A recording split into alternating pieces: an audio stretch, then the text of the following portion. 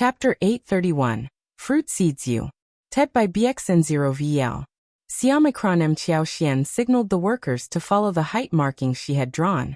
The seeds were divided into sections, first 2, then 3, resulting in the growth of multiple trees. With the trees ready, they could be planted directly into the earth. Xie Jingrong and Yue Jingxiao were both astonished by this sight. Planting fruit seeds turned out to be much simpler than they had imagined. After providing instructions to the manager on what to do and where to plant the seeds, Xiaoxian and Xiao Yunduan didn't need to visit the land again until everything was completed. However, Xiaoxian made sure to use her superpower to strengthen the plants, ensuring their survival during the winter. Once everything was settled, they returned the orchid to Xie Jingrong. "We were fortunate enough to save the flower. We wouldn't take away something you cherished. Young Master Xie, you can have the flower back," Xiaoxian said casually, but Xie Jingrong was taken aback. Is this the orchid one gave to Brother Xiao?" Xie Jingrong asked, unable to contain his surprise. Xiao Yunduan nodded. "Yes, it is. You recognized it, didn't you?" Xie Jingrong did recognize it, but he was too shocked to believe it. Thus he asked the obvious question. "Brother Xiao and sister-in-law, you are simply incredible!" Xie Jingrong exclaimed, filled with awe. He couldn't believe his eyes when he saw the living flower before him. Xie Jingrong had a deep love for orchids, and possessed extensive knowledge about various precious varieties. He couldn't do anything to revive the dying flower, but he didn't want to discard it either. Thus he entrusted it to Xiao Yunduan, who came from a family with thriving plants, hoping for a miracle. However, he never expected Xiao Yunduan and Xiaoxian to bring him such a tremendous surprise. "Elle gave you the flower, so you should keep it." Xie Jingrong expressed his gratitude before politely declining their proposal. However, recalling the fact that the flower had been saved by the couple, Xie Jingrong couldn't help but feel puzzled. He couldn't remember what he had given them, especially when the flower had been rescued by their efforts. Xiao Yunduan turned to Xiaoxian with a smile, indicating that she should make the decision. Xiaoxian smiled back and said, "Young Master Xie, don't worry about it. I saved one bud from the orchid, and it will bloom when the weather turns warmer next year. So, you should keep the original flower after all. We didn't do much, just offered our help in whatever way we could. It might seem impressive to you because you're not an expert in this field," added Xiao Yunduan with a smile. "Brother Xie, please accept it, just as my wife suggested." After contemplating for a moment, Xie Jingrong accepted the flower and said, "All right then, I'll accept it. Thank you so much, Brother Xiao and sister-in-law. I will cherish this and take it back." With gratitude in his heart, Xie Jingrong decided, "Okay, I will take it back. Thank you so much for taking care of them." "That's wonderful." Everyone laughed, and a sense of harmony filled the air as the matter was resolved. Xie Jingrong smiled, his admiration for the couple in front of him growing stronger. He couldn't help but appreciate their thoughtfulness and selflessness. The couple fully understood the value of the orchid, knowing how exceptionally precious it was. If Xiao Yunduan had used this orchid to help Xie Jingrong secure a favorable outcome in the upcoming spring examination, it would undoubtedly provide him with a strong foundation for his future. However, they didn't choose that path. Instead, they returned the flower to Xie Jingrong. There were few individuals in the world who possessed the level of composure and emotional stability that this couple exhibited. It was a testament to their exceptional character. Chapter 832. Fruit Planting You. TED by BXN0VL. Xiaomicron M. And among those rare individuals, finding a woman like Xiaoxian was even more extraordinary. Xie Jingrong felt a sense of admiration and gratitude towards the couple, so he presented them with a pot of green first-class orchids and a pot of Songmei orchids. These orchids were not only rare and valuable, but also possessed breathtaking beauty. Xiao Yunduan and Xiaoxian graciously accepted the gifts, appreciating Xie Jingrong's kind gesture. 2 days later, the papayas and dragon fruits were successfully planted. They had managed to cultivate 30 mu of papayas and 50 mu of dragon fruits, which was half of what Xiaoxian had initially anticipated. However, they viewed this as an experimental phase, and were willing to take things slowly. Surviving the upcoming winter was crucial. If they could endure and thrive during this season, It would pave the way for their success in the future. Xiao Xian had a plan to gradually expand their cultivation, once they had proven their resilience. Failure to survive the winter would mean the end for their endeavors. Xiao Yunduan and Xiao Xian diligently inspected the plants, and Xiao Xian secretly utilized her superpower to enhance their growth. She carefully infused vitality and energy into the roots, akin to providing them with the best possible nourishment. However, Xiao Xian had her limitations when using her superpower. It drained her energy, and maintaining secrecy proved to be challenging. The entire process consumed an entire afternoon. When they were finally finished, Xiao Xian let out a sigh of relief, feeling physically and mentally exhausted.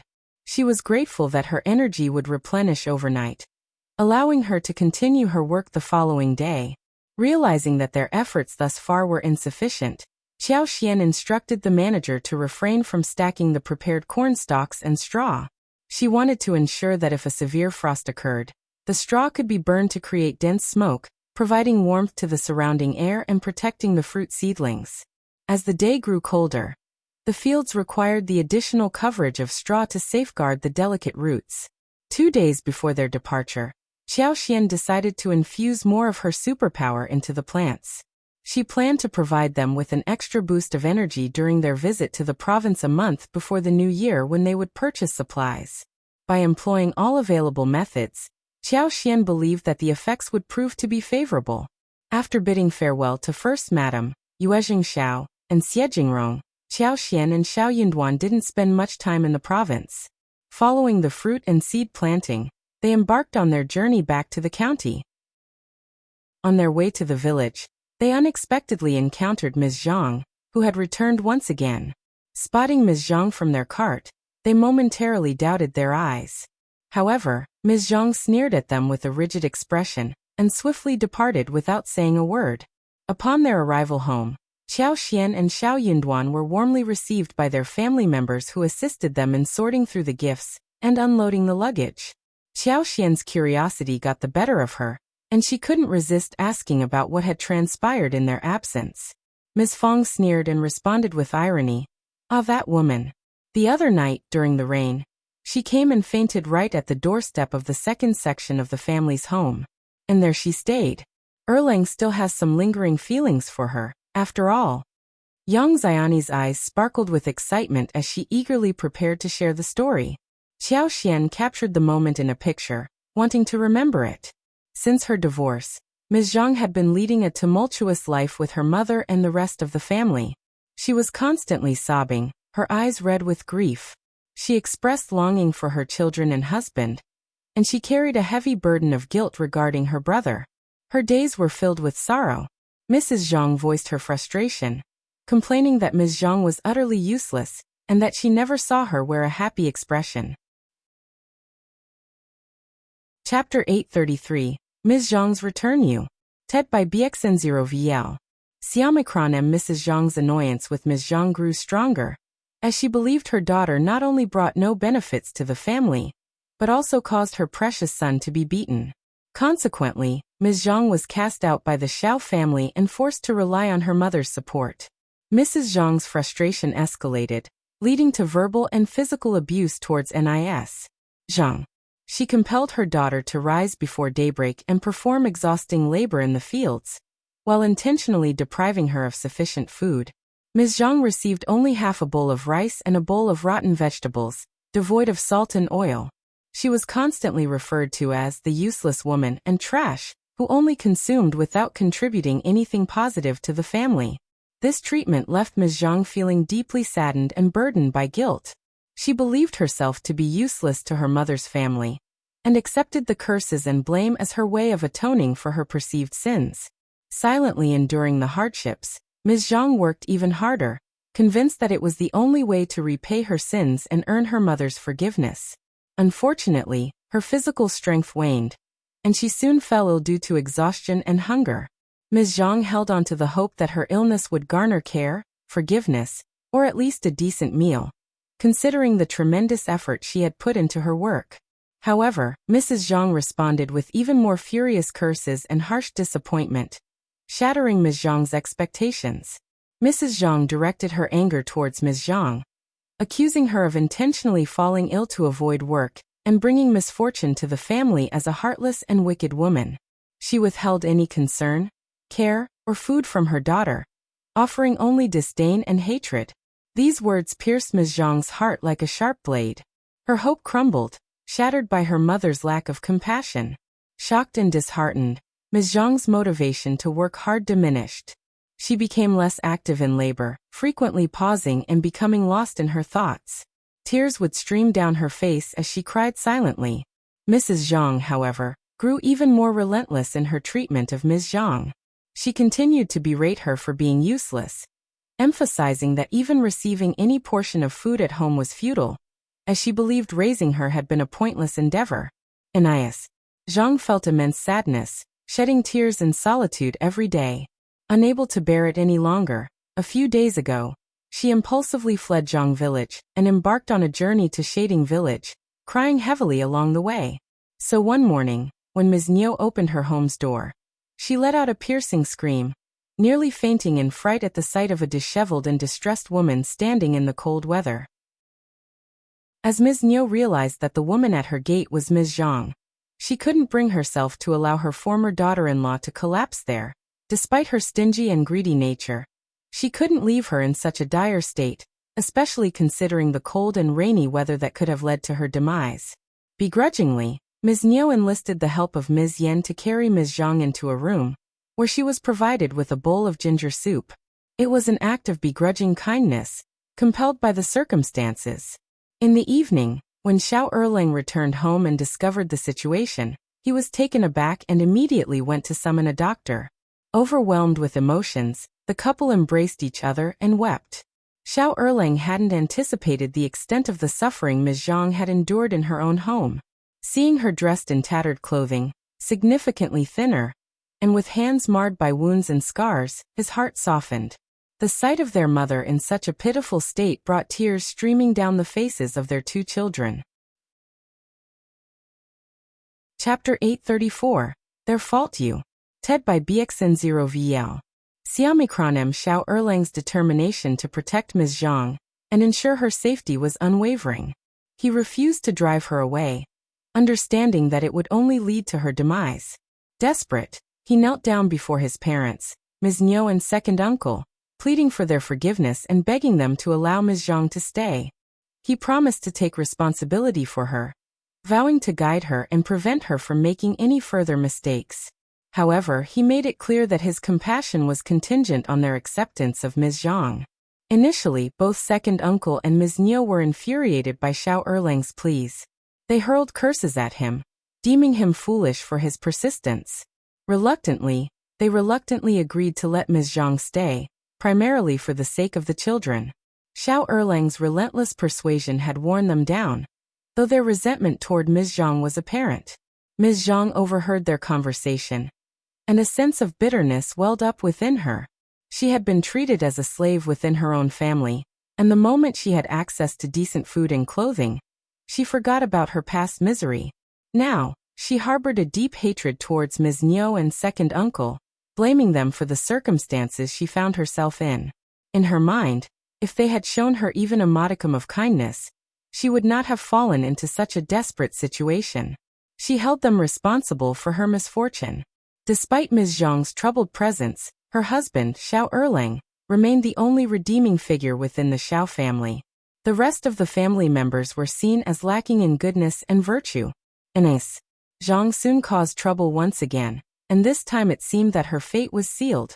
Tearful apologies and kowtows ensued, forcing Ms. Niu to reluctantly tolerate Ms. Zhang's presence once more. The situation infuriated Ms. Yen, who vented her frustrations to Xiao Xilang behind closed doors. In an attempt to placate his wife, Xiao Xilang resorted to flattery and consolation. Only then did Ms. Yen find some solace. With Ms. Zhang back in the household, it became imperative to retrieve the divorce papers.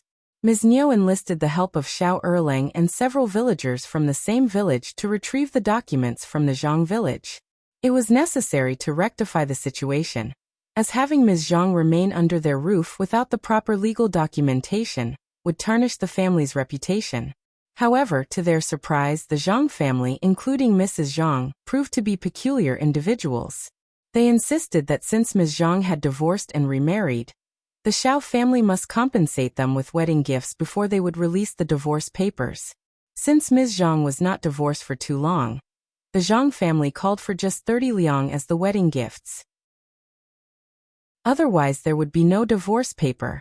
Ms. Niu was utterly shocked by Mrs. Zhang's shameless behavior. She vehemently refused to offer any monetary compensation, condemning Mrs. Zhang as greedy and outrageous. In her view, 30 liang was far too exorbitant. With that amount, they could easily find a new, young girl to marry Xiao Erlang. According to Ms. Niu, Ms. Zhang was not worth 30 liang at all. She decided not to pursue the divorce papers any further.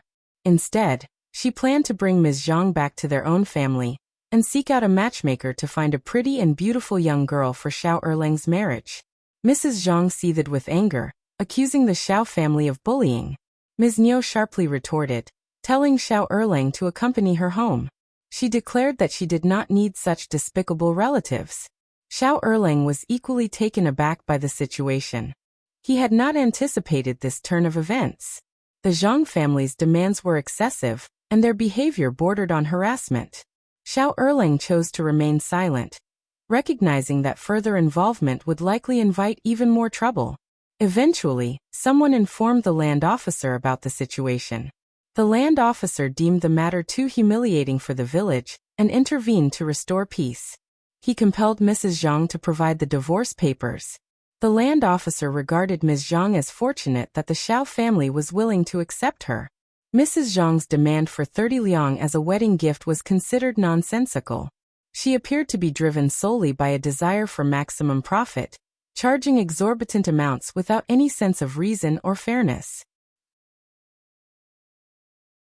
Chapter 835. Miserable You. TED by BXN0VL. Xiaomicron however, Ms. Niu had no interest in bargaining with Mrs. Zhang. She simply stated that she no longer needed Ms. Zhang, and insisted that she should return to her own home. Mrs. Zhang started to panic. She wished that Ms. Zhang could stay with the Xiao family, as they were living a more prosperous life. Mrs. Zhang believed that they could surely benefit from having Ms. Zhang in their household. The intervention of the land officer forced Mrs. Zhang to concede. She had no choice but to offer the divorce papers. The chaotic situation finally came to an end. People inside and outside the village ridiculed the Zhang family for their irrational behavior. The family's reputation suffered a severe blow due to having a divorced daughter and an unmarried girl in their household. The Zhang family's demand for 30 liang as a remarriage gift was seen as outrageous and embarrassing. Ms. Zhang returned to the Xiao family, but she knew she would face mockery and disdain. She had become a target of hatred due to her past actions. People showed no friendliness towards Ms. Zhang. Those who used to socialize with her now kept their distance. They hurried past her or took alternate routes to avoid her. Women with children regarded her with caution, eyeing her warily as if she might dose a threat to their children. Fearing that Ms. Zhang would TRV to kidnap them for money, Ms. Zhang felt a deep sense of misery and bitterness, mixed with anger. She resented those people who judged her without understanding the difficulties she had faced. She believed she had been driven to her actions. Simultaneously, Ms. Zhang harbored resentment towards Ms. Niu, the matriarch of the Xiao family, and everyone else from the Xiao family. She viewed them as cruel and heartless, attributing her current circumstances to their actions. No one was aware of the depth of Ms. Zhang's grudge, but she was now back in her husband's home. Hearing Yang Xiaoni and Ms. Feng's gossip, Xiao Xian found herself at a loss for words. However, she wasn't entirely surprised by the situation. Ms. Zhang, with her two young children, collapsed at the gate of the house. Xiao Erlang, still having feelings for his wife, was determined to keep her by his side. However, given the previous incidents, people were becoming increasingly wary of her, and it seemed like a volatile situation was about to erupt. Xiao Xian doubted that Ms. Zhang would be able to stay in the second section of the family for long. She inquired, "How does second aunt-in-law treat Ms. Zhang? Is she kind to her?" "Of course not." Yang Xiaoni eagerly shared the details. She pursed her lips, expressing disdain, and replied, "Second aunt-in-law never treats her well, given what she did in the past. According to what the fourth sister-in-law told me, Ms. Zhang is not allowed to participate in any family matters. She is prohibited from entering the kitchen or being near the children. Second aunt-in-law watches her closely, as if she were a thief. After breakfast, she is forced to work in the fields and is not allowed to return until lunchtime. The same continues in the afternoon, and she isn't allowed to come home until evening. They won't let her stay at home anyway, fearing she might come up with some strange ideas again. Chapter 836. Unpredictable You. Tet by BXN0VL. Xiaomicron M. Xiaoxian's heart raced with concern. It was understandable that Ms. Niu might feel anxious after the previous incident. However, her current behavior seemed excessive. Xiaoxian worried that Ms. Zhang could suffer mentally from such treatment. Although Ms. Zhang had been described as narrow-minded, dumb, and extreme, her potential actions remained unpredictable. Considering that Ms. Niu had agreed to take Ms. Zhang in, it was inappropriate to treat her this way. However, Ms. Niu was not enthusiastic about accepting Ms. Zhang in the first place. It was Xiao Erlang who insisted, and Ms. Niu herself was not known for being open-minded. The situation was becoming increasingly chaotic, and the future appeared uncertain to all involved. Xiaoxian confided in Ms. Fang, seeking her opinion on the matter. Ms. Fang furrowed her brows and spoke abruptly. Your second aunt-in-law is also causing trouble with her foolishness. If she chose to take her in, she should let go of the past and be more open-minded. What's the point otherwise? Xiaoxian expressed concern that another incident might occur, especially for the sake of the two young children involved. They were innocent and deserved better. In light of this, Xiaoxian pondered whether it was necessary to warn Ms. Niu after all, and shared these thoughts with Ms. Fang. Ms. Qiao's face brightened with a smile upon hearing Ms. Fang's words. Mom, you're so understanding. You can have a conversation with second aunt-in-law, but ultimately, it's up to her whether she wants to accept it. Exactly. I can only provide the warning, but I can't force her to listen. Their family affairs are not my concern. Soon Ms. Fang approached Ms. Niu to discuss the matter. However, Ms. Niu dismissed every word Ms. Fang said, even going so far as to label her as nosy and relishing in her supposed misery. Treating Ms. Zhang better was out of the question for Ms. Niu. She believed that Ms. Fang's intentions were to ensure they didn't lead a good life. Ms. Fang grew increasingly frustrated by this response. She vented her frustrations at home, only ceasing when Xiaoxian and Yang Xiaoni tried to console her. The warning had been given but not accepted. Nevertheless, they no longer felt guilty about not passing on the message. They would be cautious to avoid becoming entangled in their misfortune. The first section of the family had a good relationship with Ms. Yan. So when Nis. Yan came to visit, Yang Xiaoni discreetly offered her some reminders to be prepared. However, there was no need to inform others about this. Ms. Yan was taken aback by the revelation. Ms. Yan also recognized that her mother-in-law's behavior was excessive. She had not anticipated the potential mental distress that Ms. Zhang might experience, or the possibility of her engaging in further unpredictable actions. Nevertheless, the warning served as a reminder and left her feeling uneasy. Ms. Yan nodded in agreement and assured Xiaoxian that she was aware of the situation.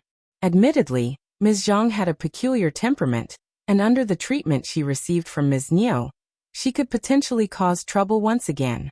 Ms. Yan, however, wanted to avoid getting entangled in the situation. She questioned why she had to be involved in the first place.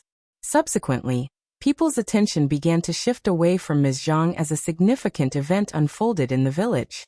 A military recruitment order had been issued for Shouting Village.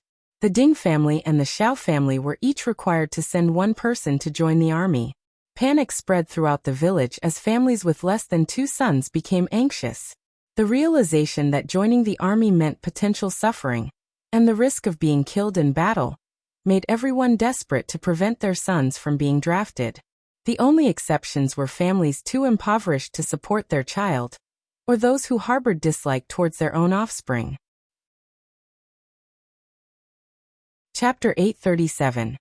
Ts Wish You. Tet by BXN0VL.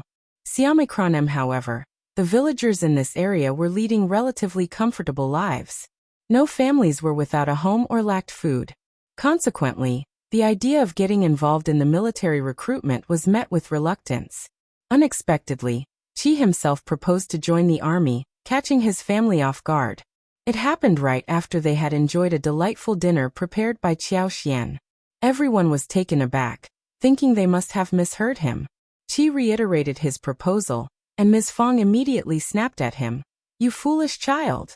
She raised her hand as if to slap him, but the others intervened swiftly, preventing any harm. "Qi, don't be reckless. You can't speak of such matters so casually.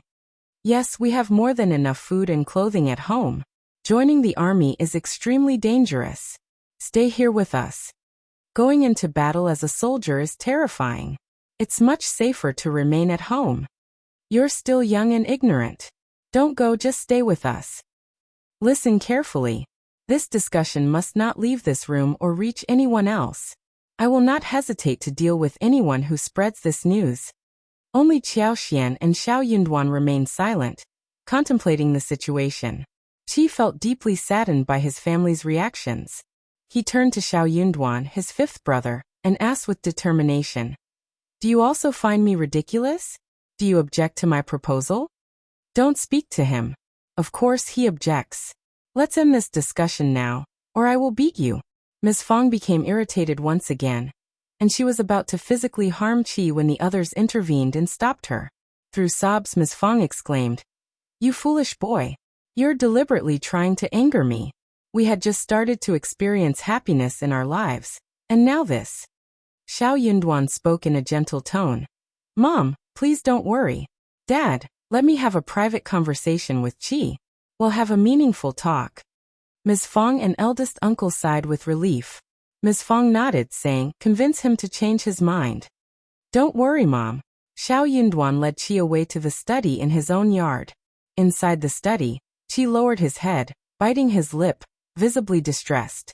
Xiao Yunduan looked at Qi intently, and let out a heartfelt sigh. Qi had grown taller and stronger. He was no longer a child. In another 2 or 3 years, Qi might even surpass his older brother in height and strength. Would he become stronger than him as well? Qi had already displayed impressive capabilities. He could hunt large animals with ease, displaying remarkable skill and agility. His sharp gaze and proficiency with the bow made him truly admirable. It was impossible for anyone to perceive him as just an ordinary teenager, given his exceptional abilities. Xiao Yunduan honestly didn't believe that he should confine Qi indoors. Qi, not as eloquent as his fifth brother, scratched his head and turned to Xiao Yunduan. "Fifth brother, I can take care of myself. Please let me join the army." Xiao Yunduan asked, "Are you certain about this?" Qi nodded vigorously, his determination evident. Yes, I really want to join the army. You understand that joining the army is not a trivial matter. Once you're enlisted, there's no turning back. Deserters are beheaded. When you're in the camp, you'll start as a low-ranking soldier, enduring the harshest living and eating conditions, worse than what our family has experienced in the past. If you have a harsh commander, your life will become even more miserable. Chapter 838. Deep Consideration U.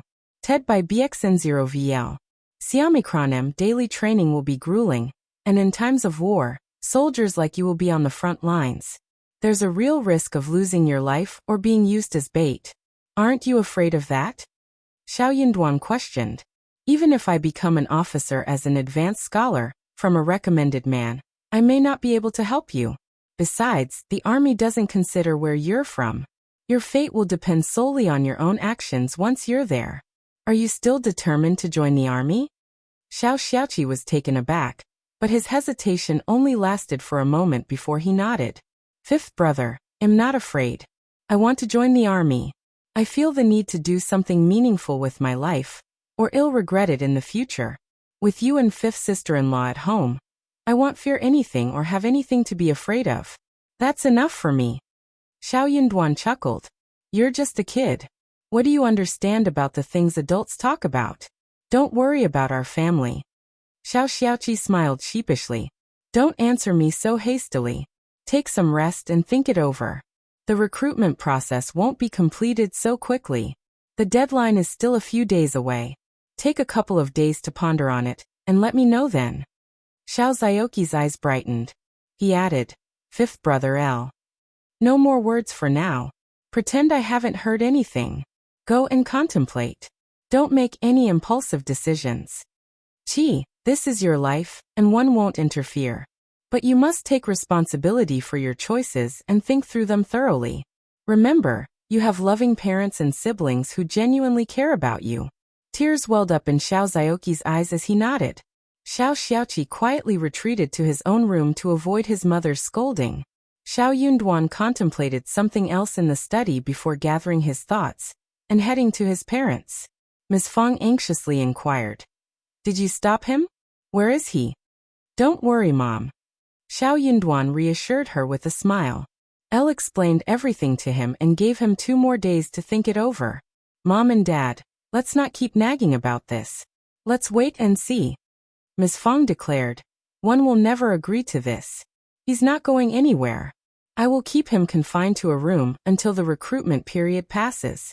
I will definitely put a stop to it." Xiao Xian remained silent, observing the conversation. Xiao Sanlang rubbed his hands together and enthusiastically agreed, stating it was a brilliant idea. They should indeed do that. Xiao Yunduan sighed helplessly. Qi is a grown man, not an object to be controlled. It wouldn't be fair to confine him. "Oh, don't care. I am his mother, and am doing this for his own good," Ms. Fong retorted. However, she cast a skeptical glance at Xiao Yunduan. "Duan, tell me, did you agree with his decision?" Xiao Sanlang chimed in. "Mom, of course not. Fifth brother would never be so unreliable." Xiao Dalong nodded in agreement. "Absolutely, fifth brother is always level-headed." Xiao Xian pondered for a moment, then winked at Xiao Yunduan with a smile. Xiao Yunduan rubbed his nose and cleared his throat. "Regardless, Mom, don't worry. Qi will do just fine." Ms. Fong sighed and muttered, "Elle still can't shake off this uneasy feeling in my heart." Chapter 839, Not for Her You. TED by BXN0VL. Xiaomicron M. They couldn't reach a definite conclusion, leaving everyone in a state of unease. They sought solace in one another's company, particularly the parents, before retiring to their respective rooms. Once they were alone, Xiao Xian smiled at Xiao Yunduan. "Darling, is Qi really going? And you're supporting his decision?" Xiao Yunduan smiled bitterly. "It appears that he has made up his mind. Besides, he's no longer a child. He has the right to make his own choices. It would be cruel to force him to stay." Xiao Yunduan didn't want Qi to go, but ultimately it was his own life, and Xiao Yunduan couldn't make decisions on his behalf. He turned to Xiao Xian. "What do you think?" Xiao Xian pondered for a moment and chuckled. Qi is quite capable of taking care of himself. He's not impulsive either. If you can advise him to be low profile, stay calm, and prioritize his well-being, and remind him of his family whenever he's about to engage in something dangerous, I believe everything will be fine. Qi is different from his peers. He has a brother like you. Maybe you won't be able to directly take care of him once you become an advanced scholar, but in a few years, you might be able to transfer him out of the camp if it's possible. Alternatively, we can provide some financial assistance. Just look at us now. We have connections with the Xie family. If you can ask them to write a recommendation letter for Qi, it could serve as his safeguard in case he encounters any trouble. So, I believe it's a viable idea. Qi is so talented. It would be a waste for him to stay at home for the rest of his life. Xiao Xian suppressed her urge to reveal her clairvoyant abilities. After all, they were sporadic, and she couldn't predict Qi's entire future. If only she could glimpse a small portion of it in secret. Xiao Yunduan smiled. "Your analysis has eased my mind.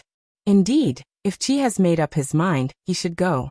I will approach the Xie family for a recommendation letter as his safeguard. With his skills, he should be able to protect himself.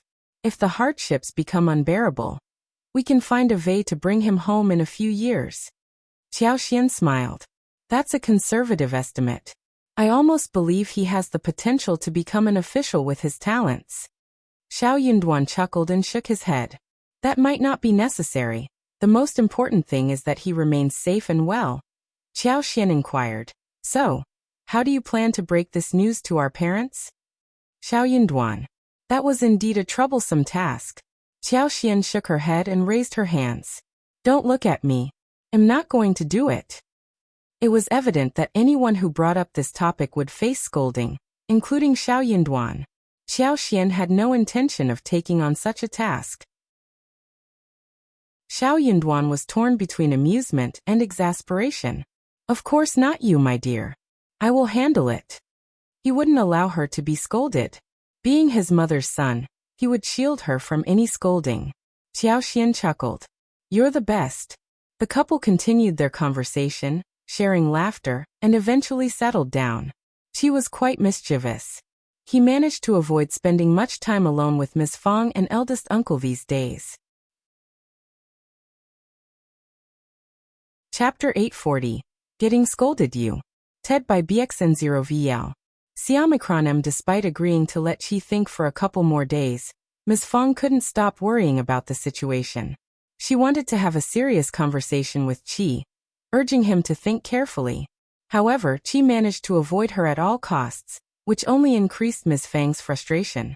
The mother's relentless pursuit was met with the son's constant evasion, creating a sort of guerrilla warfare between them.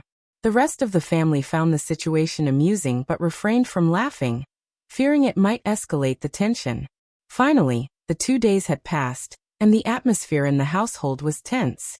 Ms. Fong, eldest uncle, Qi, and Xiao Yunduan were all on edge. As the middleman, Xiao Yunduan had the weighty task of negotiating between them. But Qi remained resolute in his decision to join the army. Ms. Fong snapped at him, and even attempted to hit him, but her anger couldn't sway his determination. After venting her frustration, Ms. Fong became overwhelmed with anxiety and broke down in tears. If you don't want to get married now, I'll stop anyone from coming to our door. Well, wait until you're willing to get married. But don't get so angry about our arrangements that you want to leave home. Ms. Su and Yang Xiaoni were taken aback and didn't know how to respond. Xiao Yunduan and Qiao Xian were completely baffled by the situation. Xiao Yunduan said, Mom, what happened? Qi wouldn't leave home just because he's angry. He and Tao Tao won't get married unless they're willing to. We don't force them into anything. Ms. Fong continued to sob and shake her head, unable to fully express her feelings. Sensing her distress, Yang Xiaoni decided to share her insights. Yang Xiaoni explained that Qi was no longer young, and as he grew older, many suitors came to the door seeking a marriage arrangement. This had motivated Ms. Fong to explore potential matches for him. After all, good suitors were not always easy to find. On the second day after Qiao Xian and Xiao Yunduan had left home, a distant cousin of Ms. Fang suddenly appeared at their door with her 2 daughters. Although they hadn't interacted frequently in the past, they were still family, and Ms. Fong was delighted to see them. This cousin seemed to be quite lively and quickly engaged in a cheerful conversation with Ms. Fong. This cousin was not here without purpose. She was here to build a martial alliance. She was trying to make Ms. Fong to let Qi marry one of her 2 daughters. Ms. Fong was not easily swayed by her cousin's proposition. Although they were relatives, they hadn't maintained a close relationship over the years. Ms. Fong felt it was necessary to gather more information about this relative and her 2 daughters before making any decisions regarding the marital alliance. Rather than rejecting the idea outright, Ms. Fong tactfully expressed that her son was still young, and it would be prudent to wait for a couple more days before discussing the matter further. The cousin agreed and understood, remarking that parents were always deeply concerned about their children's well-being and should carefully consider all aspects before entering into a marital alliance. Ms. Fong was relieved that she could buy some time to properly evaluate the situation and make an informed decision for her son's future. She wanted to ensure that any potential match would be suitable and compatible, taking into account both personal and family considerations. Chapter 841, Deep Night You. TED by BXN0VL. Siamikron. After hearing that, Ms. Fong felt a pang of guilt and realized that she had been too harsh with her cousin. It seemed that her cousin was actually quite reasonable and level-headed. The 2 nieces appeared to be quiet, gentle, and even attractive. Perhaps they could be a suitable choice after all. Nis. Fong was almost ready to make a decision. She decided to observe Qi's reaction first and see if he was open to accepting them, before finalizing any alliance. However, she soon discovered that her distant cousin was deceitful. She was scheming to manipulate her eldest daughter into seducing Qi, hoping to force the Xiao family into marrying her daughter. As the girl entered the Xiao family's luxurious home, she couldn't help but envy their wealth. The house was grand and well lit, and everyone in the Xiao family was adorned with jade bracelets and silver ornaments. They enjoyed plentiful meals with meat, unlike her own family who often had to make do with simple grains and rice. This made her even more jealous. Feeling desperate when Ms. Fong didn't readily approve of their proposal, the girl's mother came up with a terrible idea. Despite her nervousness, she gathered her courage and reluctantly agreed to the plan. Initially, their plan was to stage a fall, pretending to accidentally stumble into Qi's arms. However, they soon realized that this wouldn't be solid evidence to convince Ms. Fong. She could easily deny it and cause a commotion. It was clear that Ms. Fong had reservations about them, which made her unwilling to proceed. If they only relied on a staged fall, she could easily dismiss it and create a fuss about the incident. Only when the girl's reputation was completely ruined would their deceitful plan have a chance of success. That evening after dinner, the girl made an excuse to retire early to her guest room. However, instead of sleeping, she sneaked into Qi's yard and eventually into his room. Qi had his own yard, and his room's door was left unlocked, even during the night. It was an easy task for the girl to enter unnoticed. Coincidentally, earlier in the day, Ms. Fong had left Qi's blankets out in the sun to air, but had forgotten to bring them back to his room. As Qi carried the blankets back to his bedroom, Ms. Fong accompanied him, holding a lamp to light their way. Upon entering the room, they noticed a silhouette projected on the wall. At first, they were startled, but they quickly regained their composure. Qi, known for his bravery and skill in handling crises, silently gestured to Ms. Fong, urging her to stay calm. With careful steps, Qi approached and grasped the object responsible for the silhouette. The girl, caught off guard by Qi's presence, let out a scream of fright. Both Ms. Fong and Qi were taken aback by the unexpected situation unfolding before them. Their shock intensified upon realizing the girl's late-night presence. What could she possibly be doing here at such a time? Soon realization dawned upon Ms. Fong, and a wave of embarrassment flushed over her. Qi, on the other hand, was instantly overcome with a mixture of anger and embarrassment. It became clear to both of them that this girl had deliberately snuck into an unmarried man's room and concealed herself in the corner with a specific motive in mind. Meanwhile, the cousin who had orchestrated this plan had been extremely anxious and completely focused on the task at hand. Although the Xiao family had a sizable yard, it was not as expansive as those belonging to true noble and affluent families. Considering the proximity of the rooms, if a scream were to erupt, it would undoubtedly reach the ears of the other family members. Chapter 842, A Trick You. TED by BXN0VL. Siamacronem. The entire family was taken aback by the events unfolding before them. Upon hearing her daughter's genuine scream, the cousin felt a mix of surprise and inner satisfaction. The authenticity of the scream delighted her, as it seemed her daughter had played her part convincingly. Xiao Xiaoqi, despite his gentle and introverted demeanor, had surprised the cousin with his apparent eagerness.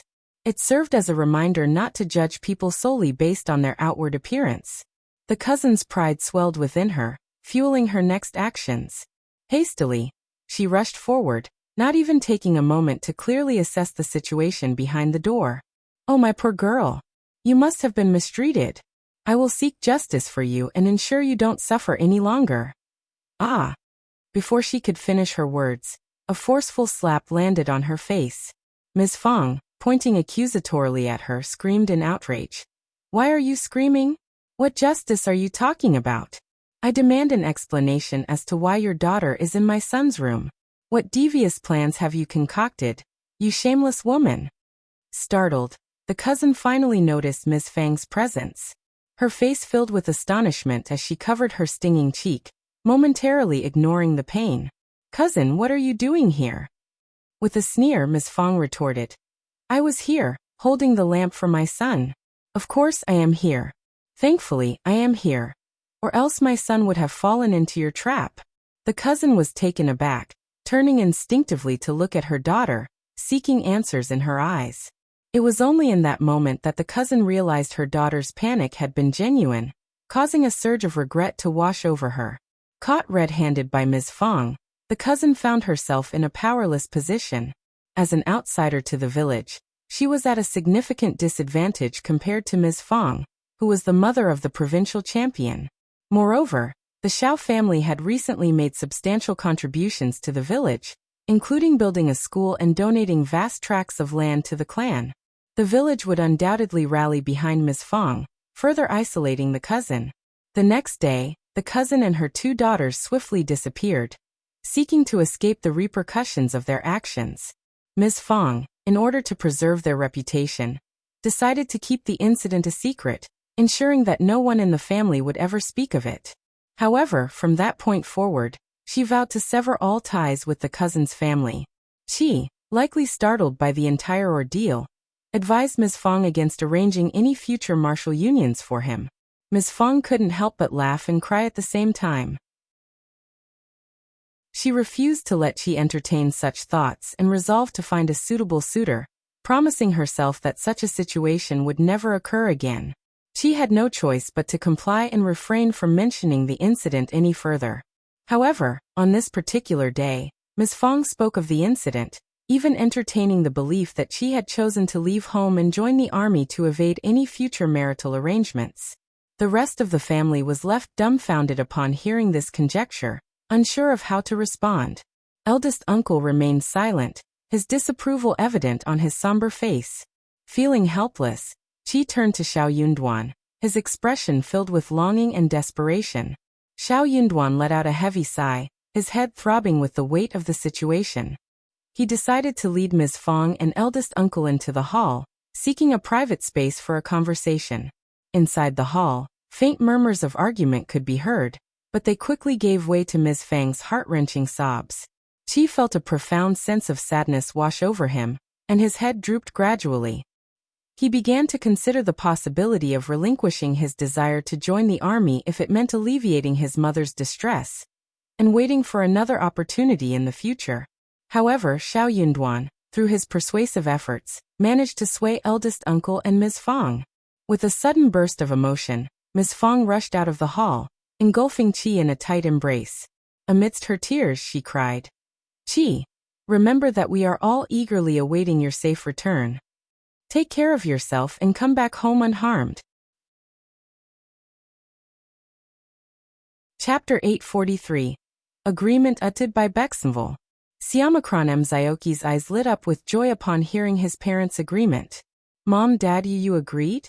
Ms. Fong and eldest uncle couldn't help but feel a pang of bitterness as they witnessed their son's elation upon receiving their approval. They realized that Qi truly desired to join the army, and it wouldn't be fair to confine him at home. They had to let him pursue his aspirations. "Yes, we did.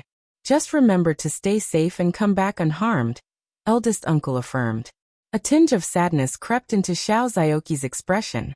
He nodded earnestly. "Mom, Dad, don't worry. I will take care of myself and return home safe and sound." Okay. That's good to hear," Ms. Fong replied, her voice filled with a mixture of relief and concern.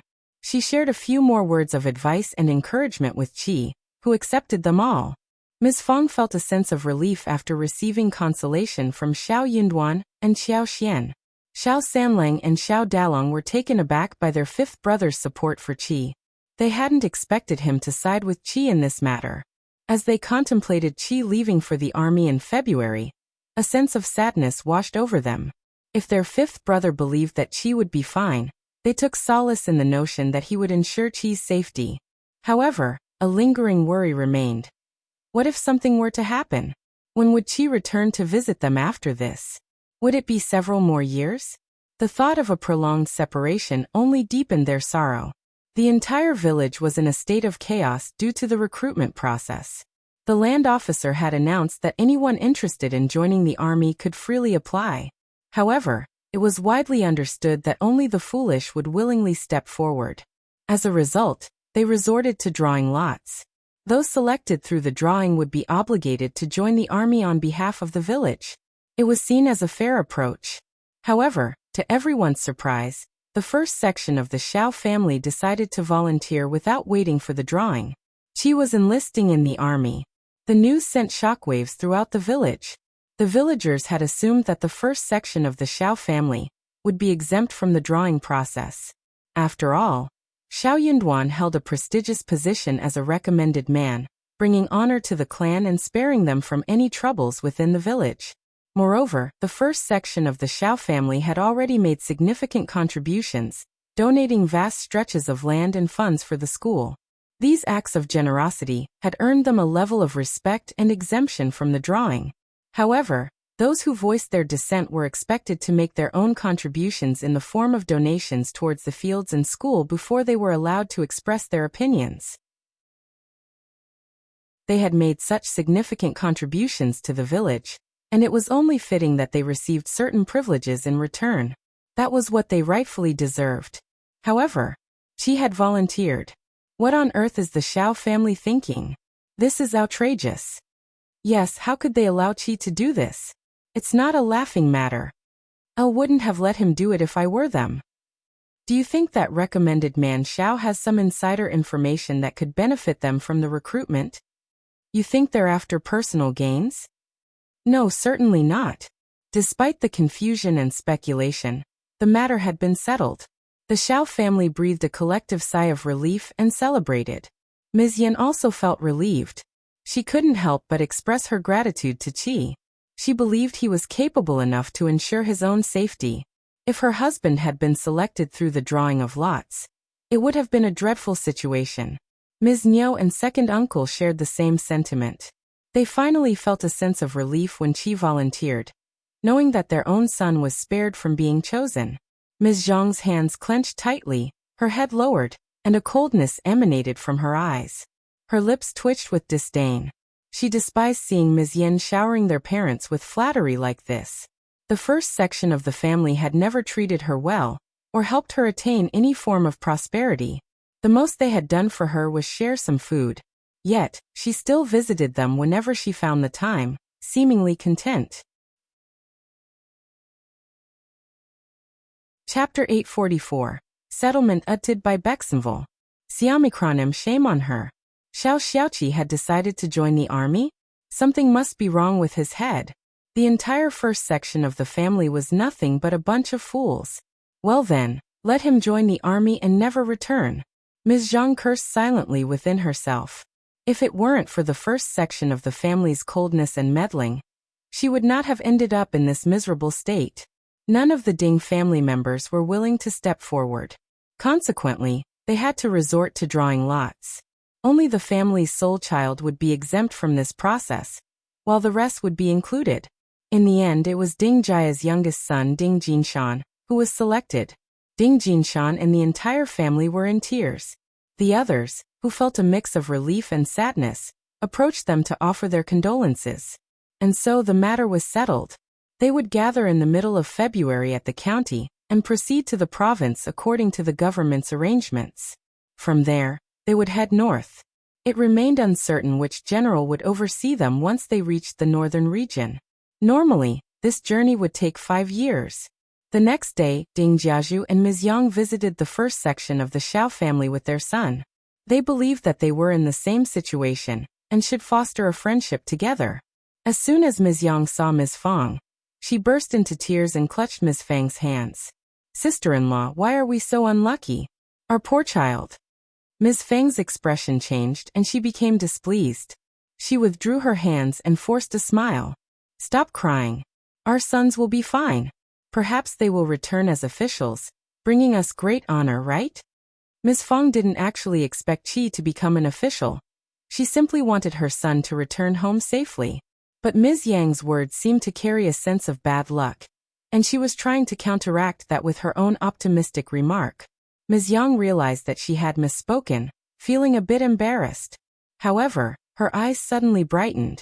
She exclaimed, "Oh, you're right. Recommended man Xiao is on his way to becoming an official, isn't he?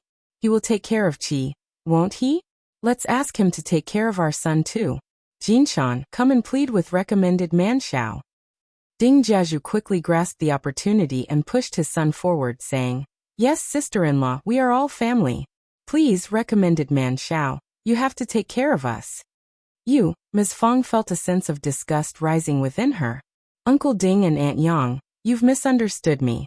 I still have the spring examination next year, and it's uncertain if I will even achieve the status of an advanced scholar. Even if I do, I won't be relocated to the north as an official. When they join the army, they must rely on themselves, practice diligently, and take good care of themselves. I won't be able to assist them. Ding Jiazhu wasn't entirely convinced. Really? Then why did you allow Qi to join the army? You must believe it's a good opportunity. Qi couldn't tolerate that. Uncle Ding, it was my own decision to seek a broader world. Ding Jiazhu responded curtly, still skeptical. Seeking a broader world? What an excuse. This journey is fraught with danger. Ms. Yang chimed in. Regardless, you two are the closest friends and family there. You must take care of each other. Qi, you have skills like archery. My son, on the other hand, is helpless, so you must watch over him. Chapter 845. Annoyed uttered by Bexenville. Xiaomicron and Ms. Fong and the others remained silent, processing Ms. Yang's words. Without the final sentence, Ms. Yang's remarks seemed acceptable. However, the last comment struck a nerve. Qi smiled reassuringly. Don't worry, we'll support each other. Good, that's good. Ding Jiazhu and Ms. Yang continued to nag for a while longer before departing with gloomy expressions. Ding Jinshan was still unmarried, which concerned Ms. Yang. She relentlessly searched for potential suitors for her son, hoping to secure a marriage and secure a bloodline in case Ding Jinshan faced an untimely demise. However, no respectable families were willing to accept them as in-laws in the current circumstances, unless they were previously engaged and had to expedite the wedding. Ultimately, they had to spend a considerable amount of money to arrange a wedding with a modest girl during the New Year festivities. As for the first branch of the Xiao family, fewer suitors approached them for marriage alliances, and the overall quality of prospects was significantly lower. Prominent families were reluctant to marry off their daughters at this time, regardless of the Xiao family's standing. However, impoverished families saw it as a golden opportunity to secure a marriage. Previously, they had never considered the Xiao family, deeming them too prestigious. But the situation had changed. Xiao Xiaoqi would soon be joining the army, with uncertainty regarding his return from the battlefield. Consequently, respectable families were unwilling to form a marital union, leaving an opening for families of lesser standing. The Xiao family grew increasingly anxious to find a suitable bride for Xiao Xiaoqi, ensuring the continuation of their bloodline. Nis. Fong was infuriated.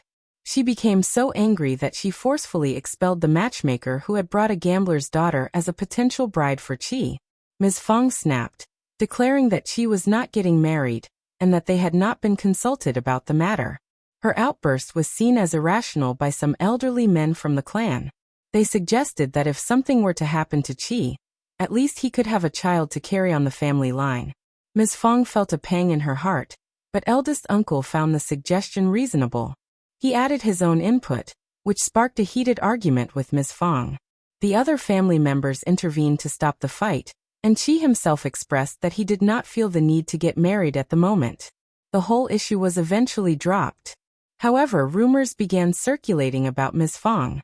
Some even claimed that she was possessed and intentionally mistreated her youngest son. Qi paid no attention to the rumors. He remained happy and content, spending most of his time hunting in the mountains. This allowed him to hone his archery skills and physical prowess. Occasionally, family members like Qiao Xian would accompany him to gather resources from the mountains, but Qi often ventured alone. Qi even extended an invitation to Ding Jinshan to join him for practice. He offered to teach him archery and share some valuable tips, although he kept the teachings from his master to himself. However, Ding Jinshan showed no interest in going, and his parents forbade him from doing so. It's too cold in the mountains, And there are wild animals too. It's too dangerous, his parents protested. What's the point of practicing now? You have plenty of time to train in the military camp. It's better to rest at home, they insisted. Chapter 846, Grown Up Utted by Bexenville. Siamikron Chi was at a loss for words, unable to express his thoughts further. He had exerted great effort to assist Ding Jinshan, but it appeared that his fellow villager was resistant to his help. This distressed Qi, as he realized that Ding Jinshan's negative attitude could cause problems once they arrived at the military camp. Qi felt a tinge of embarrassment, unsure of how to handle the situation. In his desperation, he turned to his fifth brother, Xiao Yunduan, seeking guidance.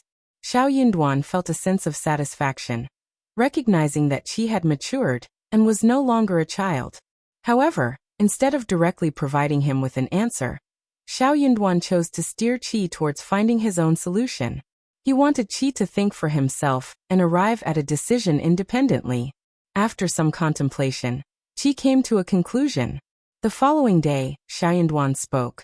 Once we are both at the military camp, one will take care of Ding Jinshan to the best of my abilities. One will talk to him and assist him as long as I can. However, I won't allow him to become a burden to me. My parents, as well as you, my brothers and sisters, hold greater importance in my life. Ding Jinshan is merely a neighboring villager, and I will inform him of his responsibilities. If he chooses not to listen, then our relationship ends there. Xiao Yunduan nodded approvingly, wearing a smile.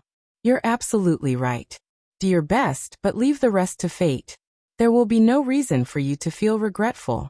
I have entrusted Manager Qin with the task of writing a letter to young Master Xie, requesting him to lend us some military books. Read them and prepare yourself. Xiao Xiaoqi felt a slight pang of surprise. He wasn't particularly fond of reading, but since this idea came from his fifth brother, he knew he had to support it. Reluctantly, he nodded and said, Fine. I will read the books and seek your guidance if I come across anything one don't understand. Xiao Yunduan nodded, his smile growing wider.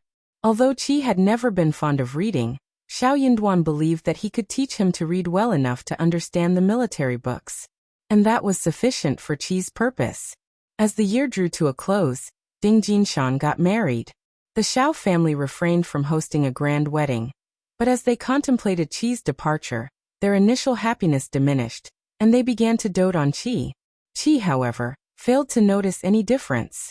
While he missed his home, the anticipation of his upcoming journey and the possibilities it held motivated him greatly. During their journey, Qi once again successfully hunted a wild boar, this time weighing a whopping 150 kilograms. Dozens of people came together to collect the wild boar. Qi and the other villagers had encountered wild boars before, but none as massive as this one. The wild boar was so large that it formed a small mound in the yard. Word spread, attracting many visitors to the village who came to witness the spectacle. They marveled at the long, sharp fangs and the thick, black mane resembling steel needles, finding them intimidating to behold. Yet it was Qi alone who had managed to bring down this formidable beast. Naturally, the villagers praised his archery skills. Qi is truly remarkable with his arrows. Qi's abilities are astounding. This beast leaves me in awe. No wonder his family is thrilled to have him join the army. He's destined for greatness. You're absolutely right. People began to comprehend the underlying reasons behind Qi's family's support for his decision. Ms. Fong sighed, feeling a mix of emotions. She couldn't help but worry. Her child had grown up and formed his own ideas. As his mother, she couldn't simply take control of everything anymore.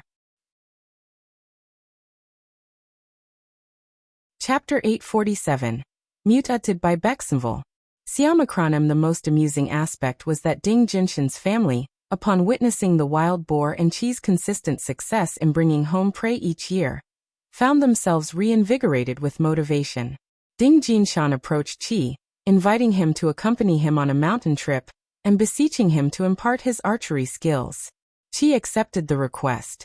However, after merely 3 days, Ding Jinshan relinquished his pursuit. He lacked experience and struggled to locate any targets. When Qi spotted an animal and instructed him to shoot, Ding Jinshan lacked the strength to draw the bowstring. The substantial wild boar was shared among those who assisted in carrying it, as well as the second and third sections of the family. A generous portion was utilized to prepare a variety of dishes to be shared with the neighbors. Nevertheless, there remained over 100 kilograms of meat.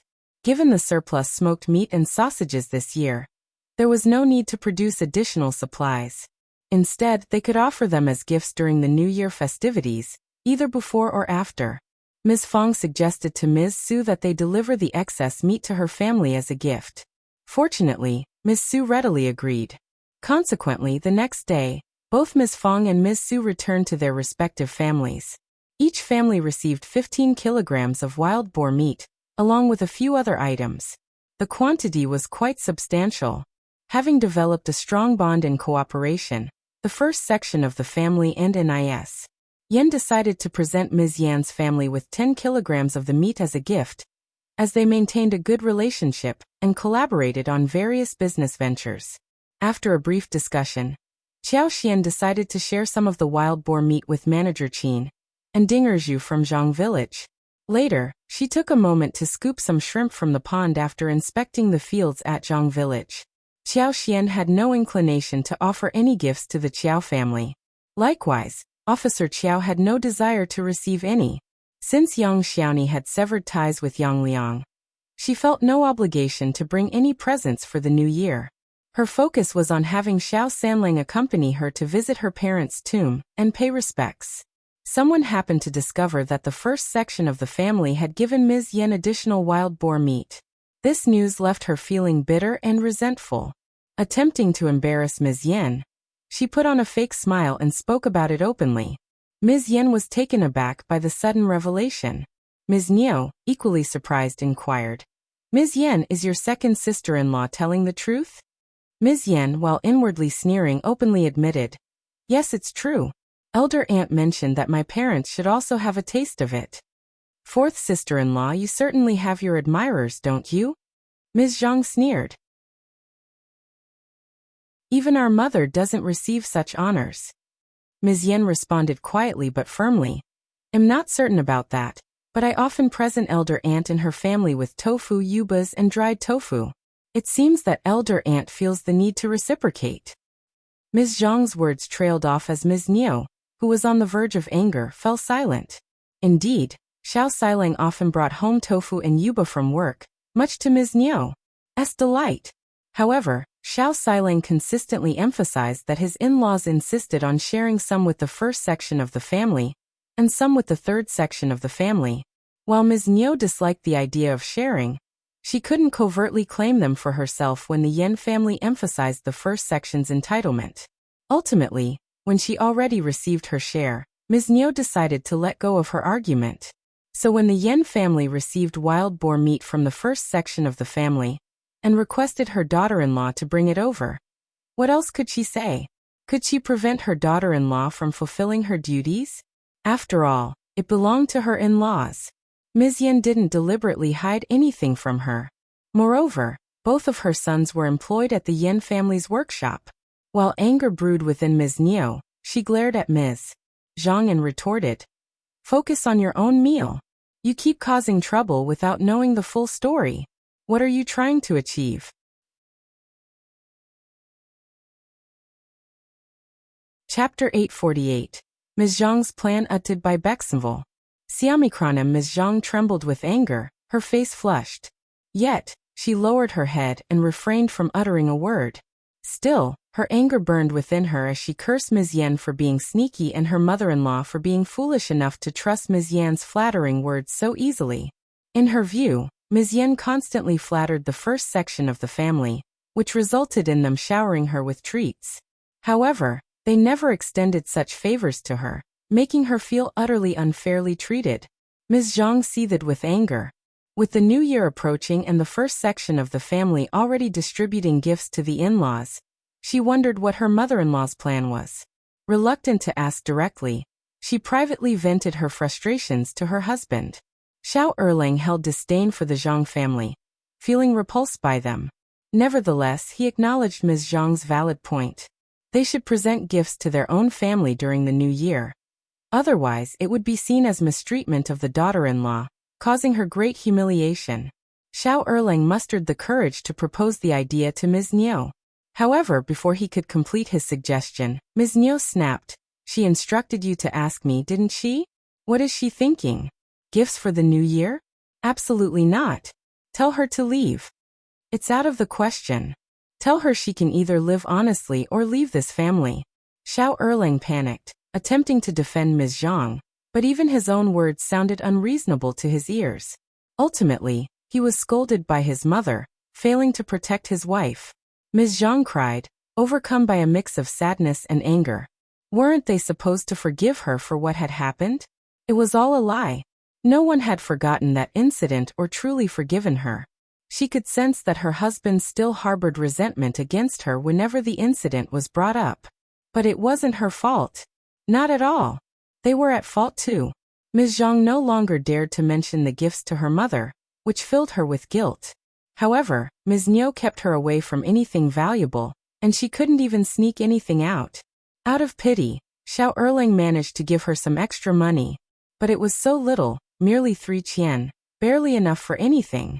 While Xiao Erlang earned a decent income each month, Ms. Niu never shared any money with her. The thought of that irritated Ms. Zhang even more.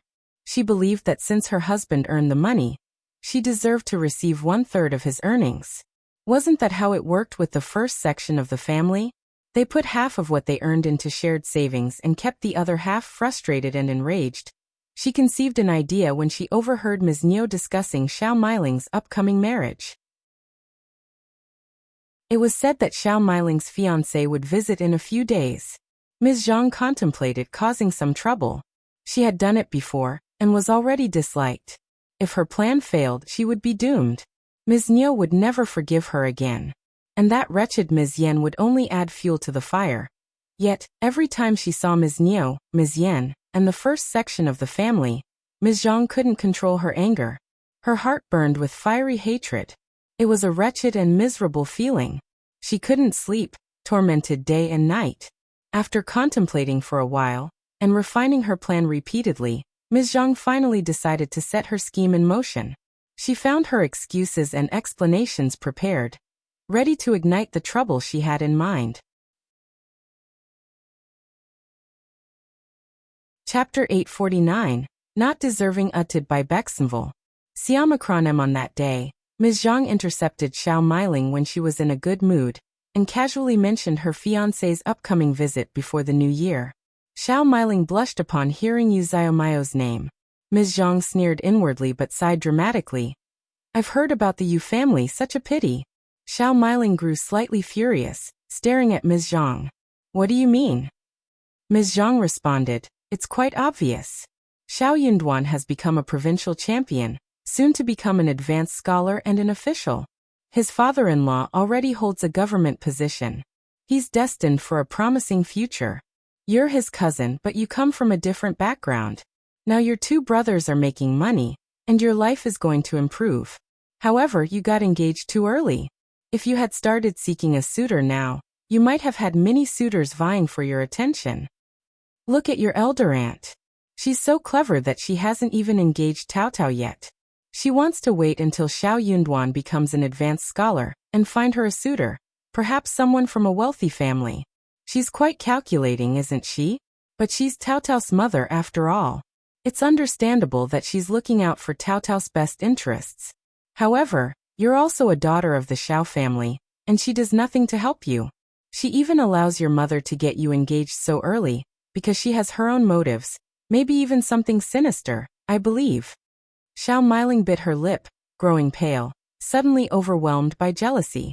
She had never been fond of Tao Tao, yet she was going to marry someone of nobility because of her brother. Perhaps she would become the wife of a young master, leading a carefree life. But what about her? She was marrying into an ordinary farmer's family. She would have to work for the household and labor in the fields. Despite her hard work, she would only receive meager income for the rest of her life. Why, her second sister-in-law had a point. She deserved a better family. Her cousin would become an official next year, while she would be the cousin of an official coming from such different circumstances. How could an ordinary farmer's family be sufficient for her?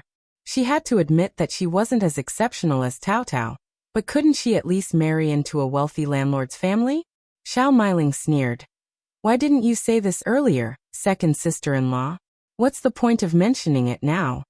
They were already engaged. Xiao Meiling felt even more miserable. Ns. Zhang let out a slight sneer. She continued. Meiling, it's never too late. You're not married yet, right? You can even break off the engagement. The Yu family doesn't deserve you. You have to think about it and avoid ruining yourself. Xiao Meiling hesitated. Breaking off an engagement could tarnish a girl's reputation, and she was well aware of that. Anyways, Zhang seemed to have sensed her concerns and wore a knowing smile. Once Xiao Yunduan becomes an official, you'll become the cousin of an official with a respectable family background. You'll stand out from other girls whose engagements are broken. When that time comes, no one will blame you for this stain. They'll flock to your door, begging for the chance to court you. Xiao Meiling's spirits were lifted upon hearing this. Yes, she would indeed be different from other girls whose engagements were broken. The Yu family didn't deserve her, and she was determined to break off the engagement with them. Only foolish people would reject such a well-thought-out plan. She refused to lead a life filled with humiliation and poverty. Chapter 850, Regretful uttered by Bexenval. Siamikronem translator. Henyi translations. More importantly, she refused to live in the shadow of Xiao Taotao for the rest of her life. She might not have the advantage of having an official brother like Xiao Taotao, which was beyond her control. However, she couldn't accept being significantly inferior to Xiao Taotao. Couldn't she at least enjoy the leftovers from Xiao Taotao's rich meat soup? She simply couldn't settle for rough food when she had the chance for something better. Seeing Xiao Meiling's apparent interest, Ms. Zhang felt a sense of satisfaction. She continued to flatter Xiao Meiling, who slowly began to believe that she truly deserved someone better. However, Ms. Zhang soon urged Xiao Meiling to keep their conversation a secret. You know, I've made some foolish mistakes in the past and my mother-in-law despises me. If she finds out that I shared this solution with you, she would reject it no matter what. It wouldn't be in your best interest, would it? Xiao Meiling instantly gave Ms. Zhang a disdainful look upon hearing her confession. She snorted. Of course not. I want nothing to do with you. Being associated with Ms. Zhang would only bring her misfortune. Ms. Zhang felt a surge of annoyance, but she quickly forced an embarrassed smile. You're right, sister. That's how it should be. I understand. Ms. Zhang sneered inwardly. The Yu family would certainly not break off the engagement. Only fools did that. She eagerly anticipated the unfolding drama. If they didn't allow her to live a peaceful life, she wouldn't let them have one either. As expected, Xiao Meiling went to Ms. Niu and tearfully announced that she no longer wanted to marry into the Yu family. She cried and vented her grievances. Then, Xiao Meiling revealed to Ms. Niu what she had learned from Ms. Zhang, leaving Ms. Niu filled with regret and hesitation. If only she had known that Xiao Yunduan would become the provincial champion, she wouldn't have rushed to find a suitor for Xiao Meiling so soon. Once Xiao Yunduan achieved the title of advanced scholar and obtained an official position, there would surely be numerous better families for them to consider. Nis. Niu felt a deep sense of regret as these thoughts consumed her. She began to question whether the Yu family was truly suitable for them. She also expressed her grievances toward the first section of the family. The first section of the family should have known about Xiao Yunduan's talent and potential to become a recommended candidate. Yet Ms. Fang remained silent. How terrible. And as for their elder brother, all he did was talk without taking any action. He failed to provide them with any updates or information, nearly jeopardizing Meiling's future. Nis. Niu pondered over the situation repeatedly, feeling confused and troubled. Eventually, she sought out her second uncle and asked for his advice. Second uncle blamed her, stating that the engagement had already been arranged and the wedding was scheduled to take place shortly after the new year, or at the latest, by the end of the following year. Breaking off the engagement so easily would tarnish their daughter's reputation. However, second uncle fell silent after hearing Ms. Niu's analysis. After some contemplation he responded, breaking off the engagement doesn't seem like an easy task. The Yu family is eager to become our in-laws, and they are unlikely to agree to it. Ms. Niu grew increasingly frustrated. Yu Xiaomiao is no longer worthy of being our daughter's spouse. It shouldn't be up to them whether they want to continue or not. We can offer them some money to end the engagement. Although typically frugal with money, Ms. Niu believed that securing a better marital prospect for her daughter was worth the expense. Convinced, second uncle agreed, saying, "All right then, find a trustworthy person who can negotiate with the Yu family regarding the cancellation of the engagement. Just state that the bride and groom's horoscopes do not align, and it is best to call it off." That sounds reasonable. And what about the money? Second uncle hesitated when it came to reimbursing the money they had received. How about 5 liang? Or perhaps 10? No, 8 liang should suffice. Chapter 851. The Yu family's fury uttered by Bexenville. CM 8 liang was already a significant amount for them. Many families struggled to save even 8 liang within a year. Ms. Niu nodded in agreement. It would be wise for them to act sooner rather than later. The next day, Ms. Niu hurriedly set out to find a matchmaker. Ms. Zhang observed her actions and had a vague understanding of her intentions. She silently sneered.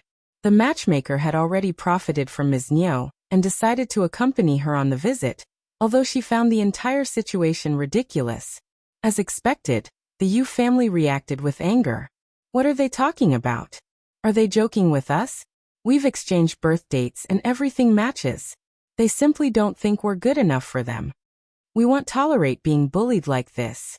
There's no way we're breaking off the engagement. Or I can share this story with others and gauge their opinions. Absolutely. It's non-negotiable. The Yu family was delighted to learn that Xiao Yinduan had become a provincial champion. Although Xiao Meiling was not Xiao Yinduan's sister, she was his cousin after all. If they encountered any difficulties and sought his help, he would never turn them down. Moreover, the martial alliance would greatly benefit their family's reputation. The Yen family also had a prosperous workshop. By establishing a martial connection between the two families, the Yu family might even secure employment at the Yen family's workshop, earning 1 or 2 liang per month for easy work. What a fantastic opportunity! Additionally, the Xiao family had established a school in Shouting Village, and their children could attend classes there without paying tuition fees. These were all advantages of the martial alliance. Only foolish individuals would forfeit such an opportunity. In a surprising turn of events, the Xiao family decided to call off the engagement, seemingly due to a sudden lack of confidence. But the Yu family was determined not to let that happen. It was an incredibly humiliating situation. The matchmaker, recognizing the unreasonableness of the Yu family, quietly slipped away instead of engaging in an argument. Blamed and scolded by the Yu family, the matchmaker felt irritated. When passing on the message to Ms. Niu, she added some inflammatory remarks, further fueling the fire. Ms. Niu was also seething with anger. She slammed her hand on the table and cursed. What a foolish family! Unreasonable people! We will never marry Meiling into their household. She would only suffer. We refused to proceed. Ms. Niu appeared to have found a justifiable excuse to continue with her decision. Taking matters into her own hands, she personally went to the Yu family. Ms. Niu hurled vulgar words at them. Even when she offered to repay them with 10 liang, they engaged in a heated argument that eventually led to a complete dissolution of the engagement. The Yu family was the aggrieved party, but they feared that if Ms. Niu sought help from the esteemed Xiao, they would be powerless to intervene. To gain sympathy and support, they shared their ordeal with others. The Xiao family's arrogance knew no bounds. Such bullying was unprecedented in their eyes. After they had already exchanged birth dates, they suddenly decided to call off the engagement? The news of this development quickly spread throughout Shouting Village, reaching every household. Ms. Fong expressed her disbelief, cursing. What has gotten into these two? How could they act so unethically? They don't seem to care about the reputation of either the Yu family or their own daughter.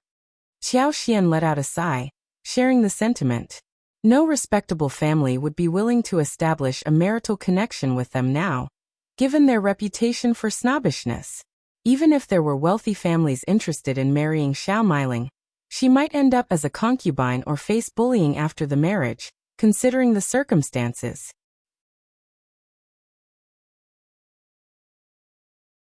Chapter 852. Saving People Utted by Bexenville. CM Translator. Henyi translations. Indeed, the intricacies of a marriage are often invisible to those outside of it. Only the couple themselves truly understand what goes on within their relationship. Each person must live their own life, making choices that are best for them. In light of these events, Ms. Fang's concern for Tao Tao grew. Xiao Xian reassured her with a smile. "Don't worry, Mom. We come from different sections of the family. If anyone assumes we are the same, we don't need to consider such a suitor. Trust me, Tao Tao will surely marry a good man." Ms. Fang found some solace in these words. However, Ms. Niu did not anticipate that the Yu family would spread the news, causing her immense anger. She vented her frustration through vehement curses at home. Xiao Meiling was consumed by anger, constantly shedding tears within the confines of her home. Ms. Niu and second uncle sought help from Ms. Fang and elder uncle. "Brother, sister-in-law, you must help us." Ms. Niu's tearful plea only fueled Ms. Fang's fury. "What right do you have to cry? This is all your own fault. If you didn't want to go through with the marriage, you shouldn't have arranged it in the first place. No one forced you into this. You exchanged birth dates and even set a wedding date. And now you break it off. It's highly unethical. The Yu family is a good family that has been humiliated. Of course, they are upset. Wouldn't you be upset in their position? Elle didn't want to, but it's all your fault." Ms. Niu snapped at Ms. Fang. "If you had informed us that Yunduan would achieve such success, we wouldn't have arranged a marriage for Meiling. But you purposely concealed the truth, and you don't even want Tao Tao to find a suitor. You must have done that intentionally." Ms. Fang was infuriated by these accusations. Whether Yunduan would become a recommended man was uncertain for everyone. "What nonsense are you spouting? It's utterly ridiculous. And I haven't found a suitor for Tao Tao because I don't think she should get married right now. How is that even relevant? Any more nonsense like this, and I'll slap it right across your face." Ms. Niu's eyes widened, clearly unconvinced, but she chose not to engage in further argument. Times had changed. After Xiao Yunduan became the provincial champion, the second branch of the family was no longer as confrontational as before. They might still be bothersome, but not as forceful. However, second uncle chimed in. "Elder sister-in-law, let it go. It's already over. But you must help Meiling, or her life will be ruined." "Yes, that's exactly what one mean. The Yu family is nothing but bullies. They're spreading these stories just to tarnish Meiling's reputation. They were never a suitable match anyway." Absolutely true. Seeing the couple agree with each other in a reasonable manner, Ms. Fang was too exhausted to make any further complaints. The room fell into a heavy silence. Even eldest uncle, who had always held his brothers in high regard, was visibly flushed with anger. Clearly, the blame rested with the second branch of the family. Ms. Fang regarded them with disdain. "So your daughter is the only one with a reputation to protect? What about their son? You exchanged birth dates, and the wedding date was about to be finalized. And now you want to break off the engagement? How can that be considered reasonable? Furthermore, they seem to be expecting Xiao Yunduan to come to their defense, as if he held some influence." Ms. Fang retorted. "You initiated the engagement, so it's your responsibility. You have to resolve the matter with the Yu family yourselves. We can't be of any assistance. And neither can Yunduan. What do you expect from him? To use his position to bully the weak? He would never engage in such unethical behavior." Chapter 853. Unethical Utted by Bexenville. CM eldest uncle felt a sense of pity for Xiao Meiling. Unaware that Ms. Zhang had influenced her with the idea, he had intended to interject, but halted upon hearing Ms. Fang's words. It was clear that this couple had come to their doorstep not seeking the help of ordinary people like him and Ms. Fang, but rather aiming for Yunduan's assistance. As he contemplated this, eldest uncle grew increasingly uneasy. realizing that they were trying to manipulate Yunduan into using his limited authority to retaliate against the other family. This deeply troubled him. Such behavior was unquestionably unethical.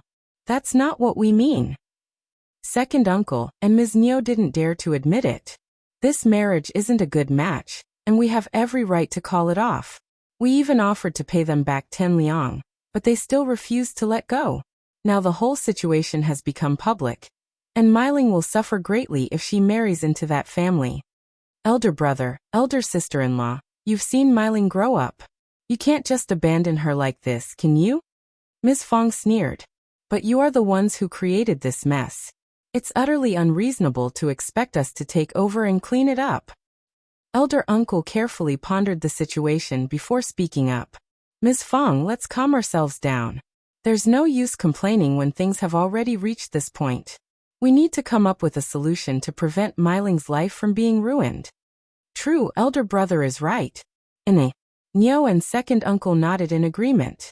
Ms. Fong sneered inwardly, convinced that Meiling's life was already in ruins. If only Meiling had the capacity to comprehend it, she would have despised her parents for their actions. Ms. Fong chimed in. What if Ms. Chiao and I accompany you to the Yu family and help you reconcile, so that the two families can reunite?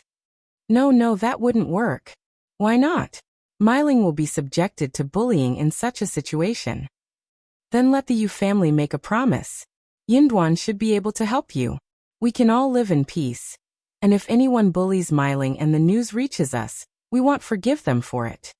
Elder uncle's eyes lit up and he added, I think it's a good idea.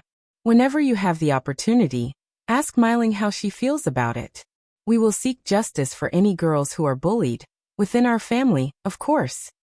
If Meiling faces any mistreatment, Yunduan can step in. What do you think, brother and sister-in-law? I believe it's a reasonable solution. The Yu family isn't foolish enough to intentionally harm Meiling. Ms. Niu and second uncle exchanged a bewildered glance with each other. This wasn't what they had intended. They had wanted to break off the engagement. However, Ms. Fong had already spoken resolutely, and elder uncle had agreed. Xiao Yunduan would likely heed his parents' advice as well. Ms. Niu and second uncle gritted their teeth in anger, their words failing them. Elder brother and elder sister-in-law are so heartless. They must have deliberately orchestrated this. They don't want a bright future for Meiling. This is all your fault.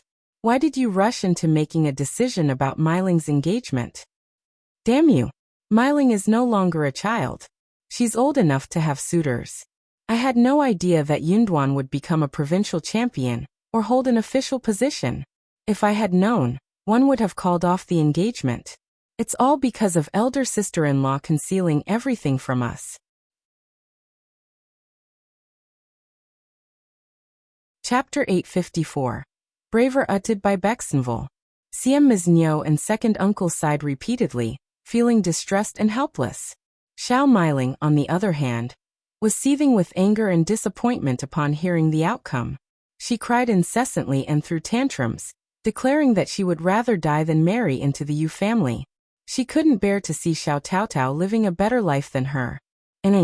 Niu and second uncle were somewhat swayed by their daughter's intense reaction. Their already negative opinion of the marriage worsened as they witnessed her emotional turmoil. But if the first section of the family refused to offer any assistance, what options did they have? The couple frowned, constantly mulling over the dire situation. Meanwhile, Ms. Zhang couldn't help but sneer inwardly, reveling in the chaos that had befallen the family, thanks to her cunning manipulation. Feeling a surge of arrogance, she concluded that her mother-in-law's family was utterly foolish, oblivious to being deceived. Encouraged by her perceived superiority, Ms. Zhang grew bolder and conceived another idea. The Yu family doesn't want to break off the engagement because they see our family as promising, hoping to gain benefits from us. But you are fifth cousin's cousin, and Tao Tao is his real sister. If he could marry Tao Tao, I believe the Yu family would gladly accept. What are you implying? Do you think I'm inferior to Tao Tao? Xiao Meiling snapped. Ms. Zhang said, absolutely not. You've misunderstood me. One believe you are far superior to Tao Tao. What I meant was that the Yu family would see marrying Tao Tao as a more advantageous arrangement for them, as they could benefit more from it. Xiao Meiling snorted, clearly displeased with the situation. However, she reluctantly admitted that Ms. Zhang's assessment had some truth to it. But don't mock us any further. Elder Aunt would never allow Tao Tao to marry into the Yu family. They aren't that kind-hearted. They would never allow Tao Tao to replace her as the bride. She had never even entertained the thought. A sinister smile crept across Ms. Zhang's face as she sneered. But what if that man from the Yu family forces something upon Tao Tao, and Tao Tao has no choice but to marry him? Xiao Meiling was taken aback, her eyes widening with curiosity. Tell me more. Ms. Zhang spoke in a mysterious tone. Yu Xiaomiao is coming here to bring us gifts, right? Let's gather the first section of the family and the third section of the family for a dinner. And when they have some drinks. Xiao Meiling was surprised, a newfound understanding dawning upon her. I see. Enlighten me further. That seemed like a viable solution. Since the first section of the family had refused to help them and had effectively ruined her life, Xiao Meiling felt no remorse towards them. She warned Ms. Zhang, never speak a word about this to anyone ever. Xiao Meiling understood that it was not an honorable plan to be proud of, and it should remain a secret. Ms. Zhang agreed, knowing that discretion was crucial. Xiao Meiling approached Ms. Niu with a sense of satisfaction, her confidence bolstered. Ms. Niu was taken aback upon hearing Xiao Meiling's idea, but as she contemplated the situation, she realized something profound. It was a brilliant idea. Wasn't it too harsh on Tao Tao? Well, Ms. Fong had been cruel to them first, and they were merely reciprocating. The first section of the family had started it, and now the second section of the family would return the favor. Since Ms. Fong had believed that the Yu family was a suitable match, why not have Tao Tao marry into the Yu family? It would be a perfect fit, wouldn't it? Ms. Niu pondered over the idea, considering the best course of action. They needed a well-thought-out plan to ensure they wouldn't be caught by the first section of the family. Every detail had to be carefully executed, leaving no traces behind. Furthermore, they needed to establish a cooperative relationship with the Yu family, ensuring that Yu Xiaomiao would be on board with their plan. Ms. Niu had no doubts about the outcome. The Yu family would not be foolish enough to reject a marriage proposal for Xiao Yunduan's younger sister.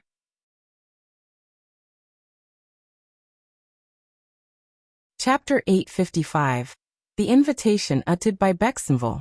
The first section of the family had expected the second section of the family to continue making a fuss about the situation, but to their surprise, it abruptly stopped. They let out a collective sigh of relief, grateful for the respite. Ms. Fong voiced her opinion. I'll think that they must have realized that it is an unreasonable thing, and we won't help them. Indeed, it seemed that the second section of the family had come to the same conclusion. Ms. Niu and second uncle approached the first section of the family once again, wearing guilty expressions and suggesting that they could proceed with marrying Xiao Meiling off to the Yu family instead.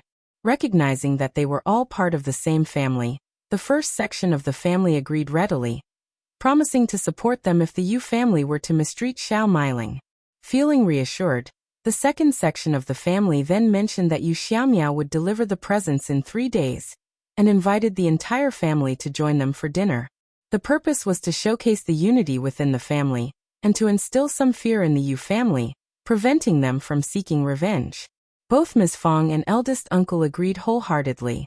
With that, Ms. Niu and second uncle left with happiness in their hearts. Yang Xiaoni couldn't help but wear a smile as she addressed Xiao Xian. Did I misunderstand? Our second aunt-in-law and second uncle inviting the entire family for dinner? I thought it would only be our parents, fifth sister-in-law, and fifth brother. Xiao Xian chuckled, acknowledging that her third sister-in-law had a point. The second section of the family wasn't known for their generosity, so it was unexpected for them to invite the entire family instead of just the key members. Considering the first section of the family had a large number of people, including children, it would certainly be a bustling affair. Xiao Xian jokingly remarked, maybe second aunt-in-law and second uncle are feeling quite guilty, and want as many of us as possible to support them when facing the Yu family. The idea sounded plausible to both of them. Yang Xiaoni sighed and nodded in agreement, saying, indeed, Meiling is their daughter, and they want to ensure her future happiness.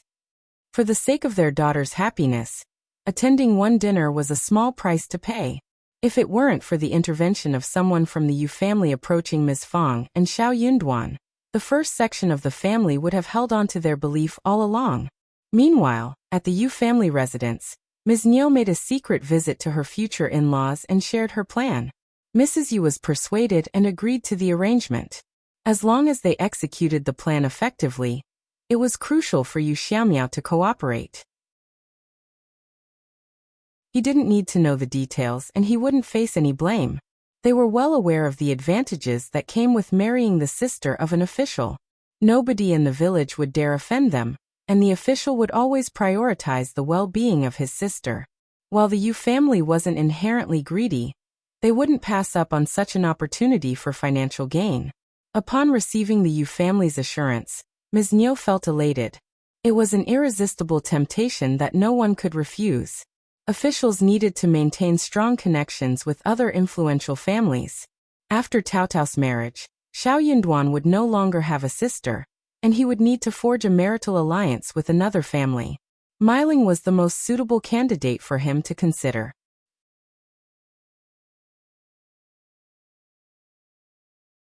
Chapter 856. Disorganization uttered by Bexenville. CM maybe Miling could marry into an official's family and become the wife of an official. This idea further fueled Ms. Niu's determination. She was determined to make it happen, no matter what. However, when Mrs. Yu shared the plan with her husband and Yu Xiaomiao, they exchanged a glance and immediately dismissed the idea. You even criticized Mrs. Yu for entertaining such a ridiculous notion. Ms. Niu's idea is preposterous. Why are you even considering it? Provincial Champion Xiao is a highly intelligent individual who can see through such schemes. Regardless of whether the plan succeeds or not, we would antagonize many people. The second section of the family is his own family, and he wouldn't target them. But we are outsiders. Have you thought about the consequences? Mrs. Yu remained unconvinced. But Xiao Taotao will be our daughter-in-law, and we are family as well. The first section of the family wouldn't harm their own daughter. We're not greedy people. We just want to live a decent life, that's all. Yu Xiaomiao sneered. Mom, he is the provincial champion and possesses various means to deal with us. If they seek revenge by ruining our siblings, do you have any control over that? The Yu family could never bear such consequences. Mrs. Yes' expression changed. No, it's impossible. We will be relatives by that time, and they would never stoop so low. Of course they would. Have you not heard what happened to the Zhao family? Mrs. Yu fell silent, her face turning pale. Indeed, she was well aware of the circumstances surrounding the Zhao family. Not everyone was oblivious to the truth. Young Master Zhao had some inkling about the first section of the Xiao family's daughter-in-law, and soon after, they mysteriously vanished. People began to connect the dots and realized that there must have been some connection. The downfall of the Zhao family was evident. They deserved punishment, but the extent of the retribution seemed excessive. No one dared to question the Xiao family's actions. No one dared to voice their approval either. Mrs. Yu remained stubborn, speaking through gritted teeth. But Tao Tao will be our daughter-in-law, and if they dare lay a finger on my son and daughter, I will make sure their daughter learns a lesson. It's only fair as one would be her mother-in-law. Yu Xiaomiao sneered even more, his anger evident in his voice. You're really willing to entertain that thought, Mom? If you retaliate against their daughter, they could take it out on me. They might even divorce us. Provincial Champion Xiao is on the path to becoming an official, and even if he doesn't, the Xiao family has many influential members who would never allow their sister to be mistreated. Mrs. Yu opened her mouth to respond, but found herself at a loss for words. It was true in reality, she was merely playing with empty threats. She lacked the courage to actually confront anyone. Mr. Yes' glare intensified. Now you realize how wrong you were, don't you? How could you agree to such a plan? I never knew you could be like this. Mrs. Yu felt her heart shatter, but found herself unable to respond. She murmured, but I already made a promise to Ms. Niu. Father and son continued to glare at her, their disappointment evident. She gathered her courage and straightened her back. Why are you glaring at me like that? I'm doing this for Xiaomiao and for the sake of our family. Mr. Yu furrowed his brow, contemplating that once Xiaomiao got married, they should live separately. The two sons should reside in different places. They would live with their eldest son, whose wife would be in charge. Mrs. Yu would have no authority and would simply take care of her grandson and do some household chores. That would be her role. She couldn't be in a position of authority, or it would lead to trouble. Yu Xiaomiao interjected. That's your problem. I'm going to the shouting village to inform the first section of the family about this.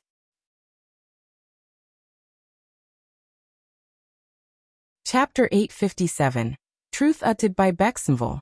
CM what? No way. But that's how it should be. I'll be so humiliated. Near. You shouted in anger. You talk about humiliation? Xiaomiao is right. We should inform Provincial Champion Xiao about this. It's their family matter, and we shouldn't interfere. We can break off the engagement and demand compensation of no less than 10 liang. Not a penny less. They didn't like the way things had turned out, but it was pointless to continue. They could gain a new daughter-in-law with the compensation. However, Yu Xiaomiao had his own plan. Well, see, Mr. Yu understood his child. He had his own ideas, so he didn't press the matter further. Besides, he didn't want to discuss it any longer. His son could do as he pleased, as long as he didn't blame his parents for it. It was good that he wasn't as confused as his mother, so he didn't go overboard. As evening fell, Yu Xiaomiao went to the first section of the Xiao family. Recognizing him, Ms. Fong put on a friendly expression and invited him inside. Ms. Fong felt a twinge of guilt about the humiliation caused by the second section of the family. Yu Xiaomiao mentioned that he had a few private words to speak with Provincial Champion Xiao, which should remain between them. Ms. Fong was puzzled, but she still went to ask Xiao Yunduan. Xiao Yunduan invited Yu Xiaomiao to join him in the study, where Qiao Xian was already present. As Ms. Fong was about to leave, Yu Xiaomiao smiled at her and gestured for her to stay. It was an awkward and embarrassing situation, and Yu Xiaomiao stumbled over the story. Ms. Fang's anger flared up as she snapped. How dare she? How dare she? She intends to frame Tao Tao. She's insane. I'll make sure she pays for this. Qiao Xian intervened. Mom, don't get worked up. She won't succeed. She should be the one feeling angry, not us. I knew it. How could she suddenly be so generous and invite us all to dinner?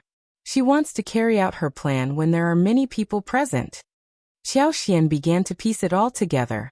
It had been confusing for them as well. No wonder they say that when rules are broken, something is amiss. Yu Xiaomiao soon finished explaining the story. I apologize for my mother's confusion. My father and I didn't think it was a good idea at all. That's why we decided to inform you about this. Perhaps it's better this way. I'm sorry. Ms. Fang's gratitude towards Yu Xiaomiao grew. She said, We are indebted to you. If not for your revelation, we would have been framed. I apologize and thank you. That's what we should do. All right then. I should be on my way. As it was getting late, Ms. Fong and Xiao Yunduan escorted Yu Xiaomiao out.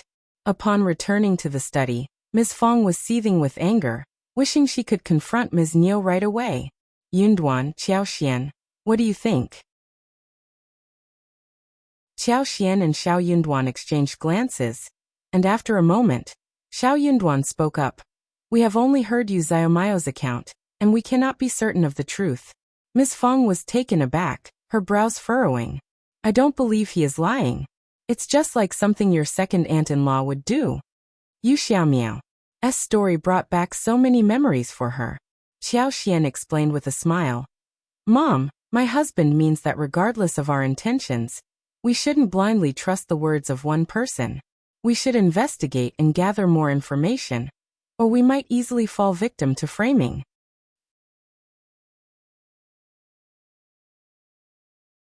Chapter 858. Waiting uttered by Bexenville. CM Ms. Fong comprehended the message. I'll understand. You're advising me not to act impulsively. She knew Ms. Niu's character, but what if someone else was involved? If she blindly believed that person and acted rashly, she could have made a grave mistake. Things were different now. She may have made mistakes in the past, but what if her son was implicated this time? Xiao Xian smiled. Mom, you're so perceptive. It's just a gentle reminder. Ms. Fong sighed, a smile forming on her face. Then remind me as much as you can. I'll keep them all in mind. Xiao Yunduan glanced at Xiao Xian with a tender expression. Having a wife who understood him and stood by his side brought him a happiness he couldn't find elsewhere. After a moment, Ms. Fong clenched her teeth. But I believe this is exactly what your second aunt-in-law would do. Let's catch her in the act, suggested Xiao Yunduan. Confronting her now wouldn't yield any admission. We have no evidence. She would likely accuse you Xiaomiao of harboring resentment over the broken engagement and attempting to frame her. It would only complicate matters further. Ms. Fong felt a wave of enlightenment.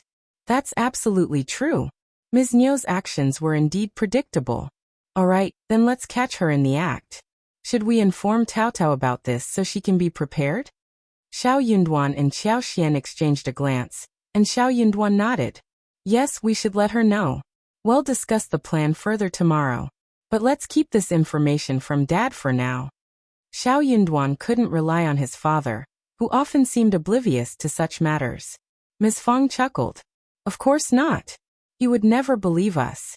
Head go console the second section of the family, fearing they might be wrongly accused.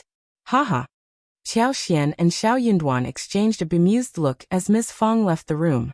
Xiao Yunduan's expression turned serious as he sighed, massaging his forehead. Things would have been much simpler if he hadn't decided to pursue a career as an official. He now had to consider numerous factors, and it was hard to determine if his family might become the target of some conspiracy. Thankfully, his mother possessed a clear mind. Xiao Xian sighed. Yu Xiaomiao seems like a level-headed person. Xiao Meiling is fortunate to marry him, and it's surprising that the second aunt-in-law refuses to believe it. Xiao Yunduan smiled. I'm not sure what makes her so confident. Xiao Xian pondered for a moment and smiled as he asked. Yu Xiaomiao is quite intriguing. I believe he still wants to marry Meiling. What do you think? Xiao Yunduan nodded, a grin forming on his face. It would be ideal if he marries Xiao Meiling. He seems capable of keeping her in check. As cousins from the second and first sections of the family, Xiao Meiling was known for her strong-willed and outspoken nature. Once she was married, it would be challenging to rein her in. If someone were to try and manipulate her, she might even become a force to be reckoned with. If her husband possessed the ability to manage her and handle situations wisely, it would make things much smoother. Otherwise, they could face considerable trouble in the future. When that time came, it might not be possible for the first section of the family to remain uninvolved. Xiao Yunduan was delighted to assist Xiao Meiling in marrying into the Yu family, rather than allowing her to choose an uncertain partner. The second aunt-in-law opposed this potential son-in-law, hoping that Tao Tao would take over instead. However, Xiao Yunduan had no intention of allowing that to happen. He wanted to show her the consequences of her actions, to make her understand the meaning of reaping what you sow. They engaged in a lengthy discussion about the plan before finally retiring for the night.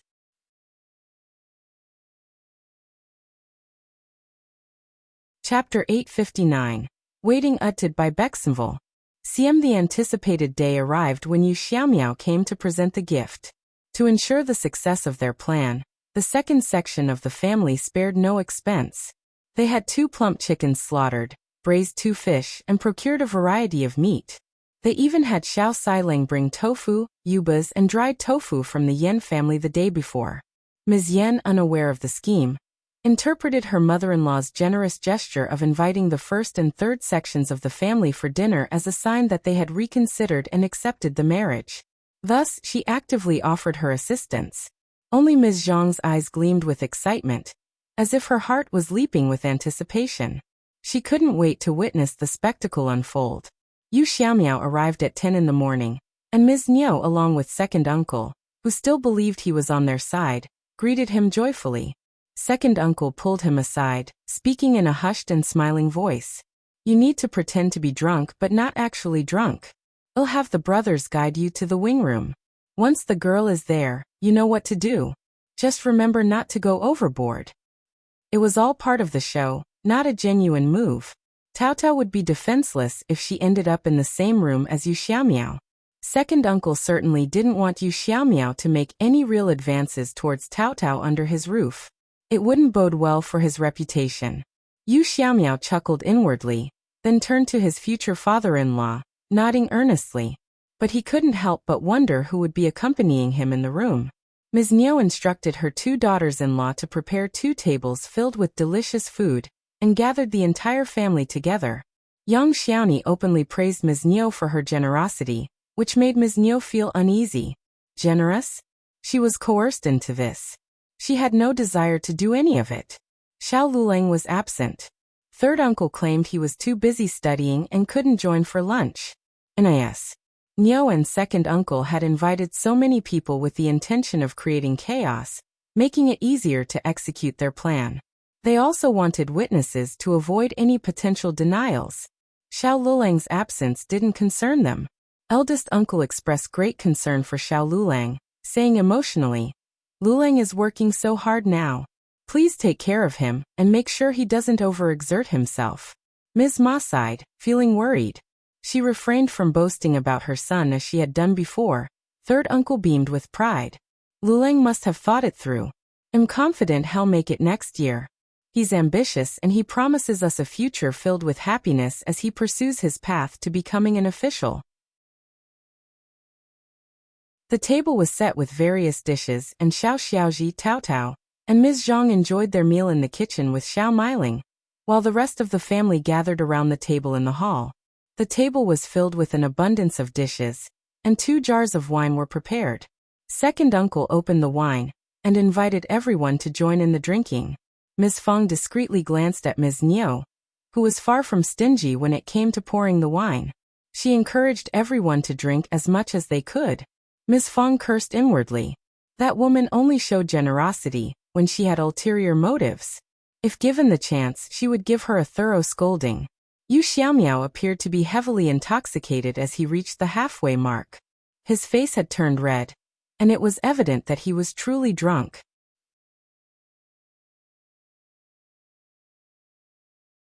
Chapter 860. Coldness uttered by Bexenville.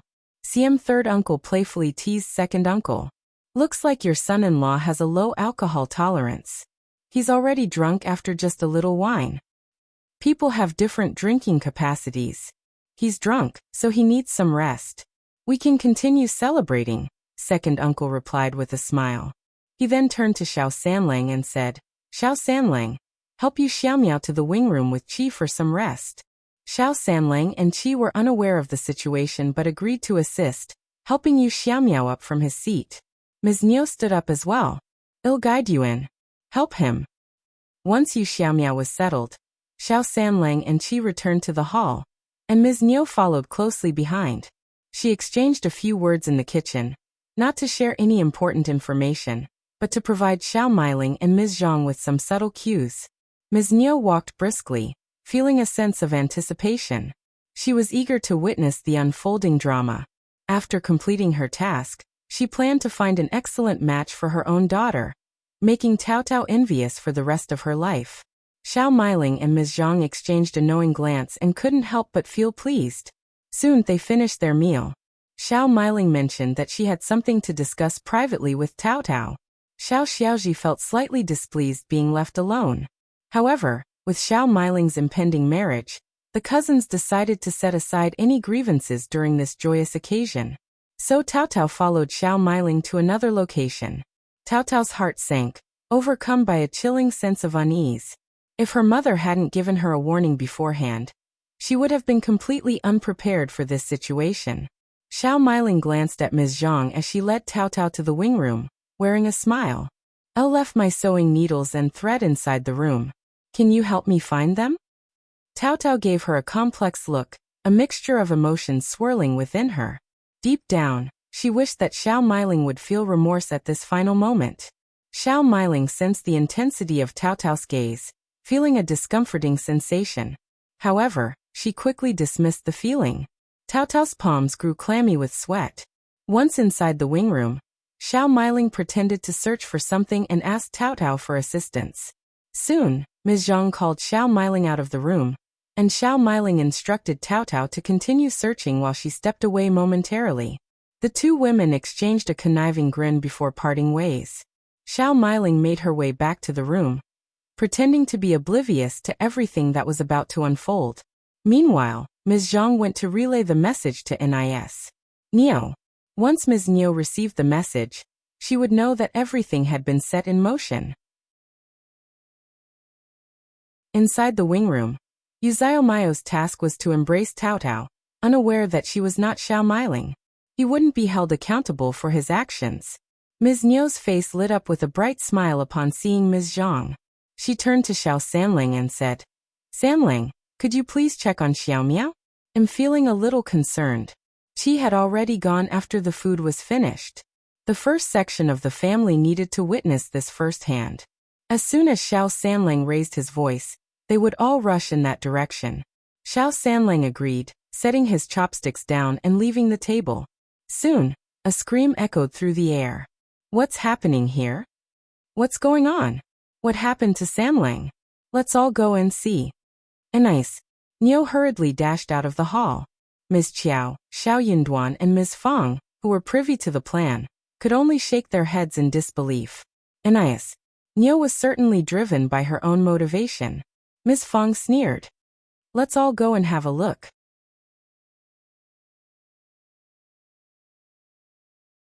Chapter 861. Not Tao Tao uttered by Bexenville. CM Ms. Neo, filled with confidence, continued to shout before entering the room. Oh Tao Tao, what are you doing here? Oh my God, what is happening? What should we do? Second uncle followed suit. What? Tao Tao. Why is Tao Tao in Xiaomao's room? Ms. Neo exclaimed. Nobody knows what's going on. Oh my God. Ms. Fang, aware of the truth, sneered at Ms. Neo, her eyes burning with anger, wishing she could slap her across the face. Xiao Xian struggled to contain her laughter, barely holding it in. Xiao Yunduan stood calmly by her side, enjoying the spectacle. Eldest uncle was on the verge of fainting. What? Tao Tao. He rushed forward and opened his eyes, only to be taken aback. Wait a minute. The girl sitting on the floor in the intoxicated Yuzhao Mao's arms was not Tao Tao at all. It was Miling. But hearing his brother and sister-in-law's persistent calls, eldest uncle began to doubt himself. He rubbed his eyes and looked closely. He wasn't mistaken. He could unmistakably recognize his own daughter. What? Brother and sister-in-law, are you sure? This is Miling. Ms. Fang burst into laughter and turned to Ms. Neo, saying, honestly, second sister-in-law, instead of just shouting, open your eyes and see who is in your son-in-law's arms. It's Miling. Why do you keep shouting Tao Tao? What's the meaning of this? Ms. Fang raised her eyebrows and spoke furiously. Why did you involve Tao Tao in this? Are you trying to ruin Tao Tao's reputation? Ms. Neo and second uncle were taken aback, their faces filled with shock. They looked in the direction pointed out and stood there, dumbfounded. That's Miling. Why Miling? What is happening? Ms. Neo, pulling Yu Xiaomiao away, snapped at Ms. Zhang and Ms. Yan. Why are you just standing there? Help her up. What is happening? It's your fault. Ms. Fang sneered and spoke fiercely. Why did you think it was Tao Tao? Ms. Neo and second uncle were bewildered. Ms. Neo stammered. Oh, I was mistaken. How coincidental, Xiao Yunduan calmly remarked. Both of you were mistaken. Second uncle forced a smile. I heard your second aunt-in-law shouting Tao Tao, so I thought. Oh really? So you actually believed it was Tao Tao? Ms. Fang sneered. Second uncle was taken aback. That can't be true, Ms. Fang said proudly. It seems that Miling truly loves her suitor. Otherwise, she wouldn't have come to see her fiancé in person. But why did she faint? It seems like a destined marriage. Ms. Neo felt as if she were about to collapse. She glared at Ms. Fang but couldn't do anything about it. She had to endure all the humiliation coming from Ms. Fang. Ms. Fang gave her a disdainful look, snorted with irony and said, I'm sure you have a lot to deal with right now, so I'll leave you to it. Goodbye. Let's go, old man. Ms. Fang pulled elder uncle out of the room. As they left, elder uncle was about to say something. He also sensed that something was amiss here, but he couldn't bring himself to ask what it was.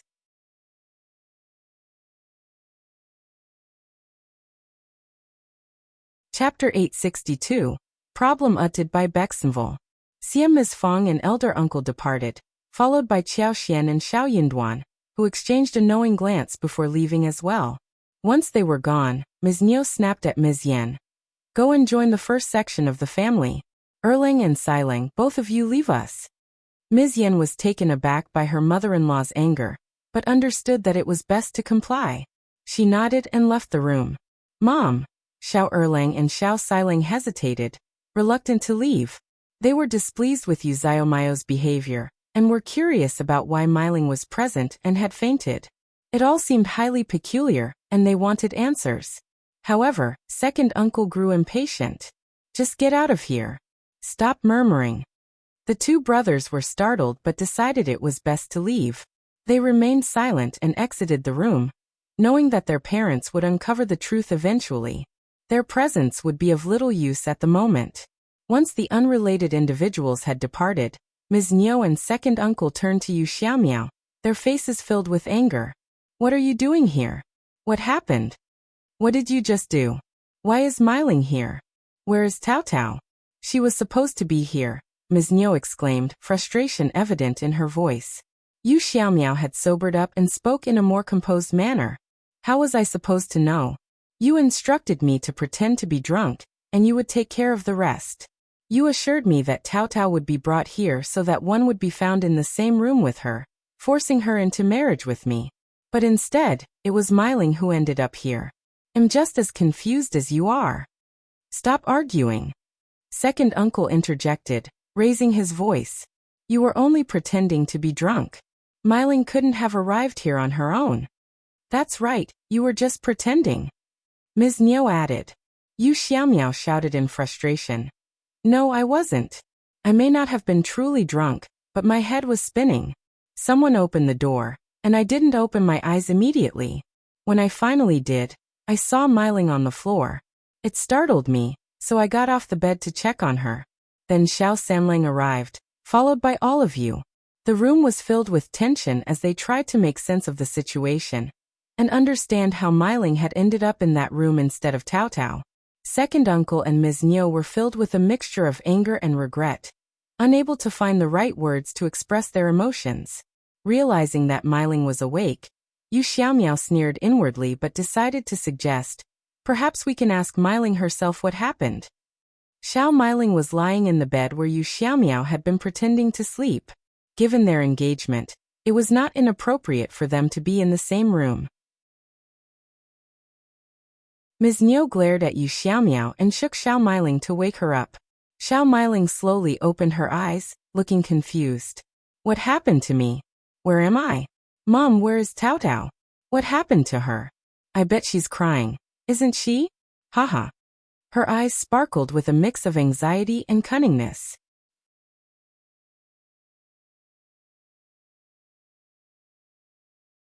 Chapter 863. Revenge uttered by Bexenval. Come. Ms. Niu struggled to find the right words to respond to Xiao Miling's questions. Yu Xiaomiao cleared his throat, trying to regain some control of the situation. Xiao Miling shouted at him. Mom, why is he here? Where is Xiao Tao Tao? Having recognized Yu Xiaomiao, Xiao Miling's eyes widened in shock. She turned to second uncle and demanded. Did you bring Tao Tao here? Why was I in Yu Xiaomao's arms when you entered? Second uncle clenched his teeth, his eyes filled with anger. Why are you shouting? Explain why you were with Yu Xiaomiao when we arrived. That's impossible. Xiao Miling stared at Yu Xiaomiao. Elle did bring Tao Tao here, Elle. Her voice gradually trailed off, and panic set in. She tightly gripped Ms. Niu's sleeves. Elle intended to return to the kitchen, but someone struck me on the head. Yes. I was knocked unconscious. And now I'm here. Mom, what's happening? Can you explain? What? You were knocked unconscious? Who could have done it? Second uncle and Ms. Niu exchanged panicked glances, their shock evident. The three of them engaged in a lengthy discussion, attempting to piece together the sequence of events. However, the most perplexing question remained. Who had knocked out Xiao Miling and brought her to this room? It must have been someone from the first section of the family. No one else would do such a thing to us. How terrible, how dreadful. Dad, Mom, I refuse to marry into the Yu family. I don't want to. It was supposed to be Tao Tao, not me. Enough. Shut up. We can't let this go. We must confront the first section of the family and demand answers. Suddenly, the door was forcefully kicked open, and Ms. Fong barged in, heading straight for Ms. Niu. Before Ms. Niu could react, Ms. Fong grabbed her hair and pulled it violently. Ms. Fong screamed as she struck Ms. Niu. You wicked woman! How dare you try to frame Tao Tao? How dare you? No wonder you suddenly changed your mind about breaking off the engagement. You wanted my Tao Tao to your daughter's place. You wicked witch! Ms. Fong continued to scream in anger, delivering blow after blow to Ms. Niu, who cried out in pain. Xiao Meiling stood frozen, trembling in fear. She was too terrified to even cry. Stop it, elder sister-in-law. Stop. Second uncle pleaded desperately, wanting to intervene but hesitating. He had lost much of his confidence after everything was exposed. Elder brother, tell elder sister-in-law to stop, he urged, looking at elder uncle. Elder uncle appeared to be lost, as if his spirit had been crushed. Second uncle continued to implore him. Eldest uncle observed the scene but remained silent, struggling to find his own words. Eldest uncle realized that he couldn't order Ms. Fong to stop her actions. Ms. Fong didn't actually remove them from the vicinity, but concealed them nearby. He felt irritated by the idea of eavesdropping, but Ms. Fong insisted that he should witness the unfolding events, which left him perplexed. Then she instructed him to listen, questioning his integrity. Why would he eavesdrop on his brother and Yu Xiaomiao discussing what had transpired? But Ms. Fong compelled him to hear the truth. And that was exactly what he heard. After a while, Ms. Fong released her grip on Ms. Niu, having momentarily satisfied her anger.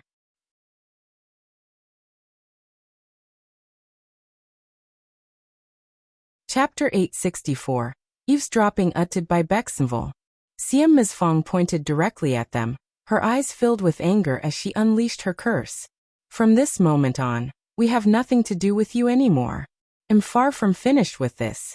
I will rally the entire clan to seek justice for what you've done. You are truly despicable, and mark my words, your actions will only worsen. Both Ms. Niu and second uncle's faces underwent a sudden change, visibly taken aback. Ms. Niu's face swelled up, displaying numerous blood traces and broken lips. She grimaced in pain but managed to speak through gritted teeth. Didn't you leave? How dare you eavesdrop on our conversation? Regret washed over Ms. Niu and second uncle at this critical juncture. However, despite the accident, they were desperate for an explanation.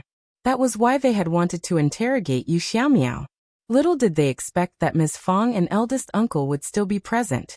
Ms. Fong sneered, her voice dripping with disdain. So what? I now have proof that will expose your secrets. Yet there was no need for them to remain any longer. Let's go, old man.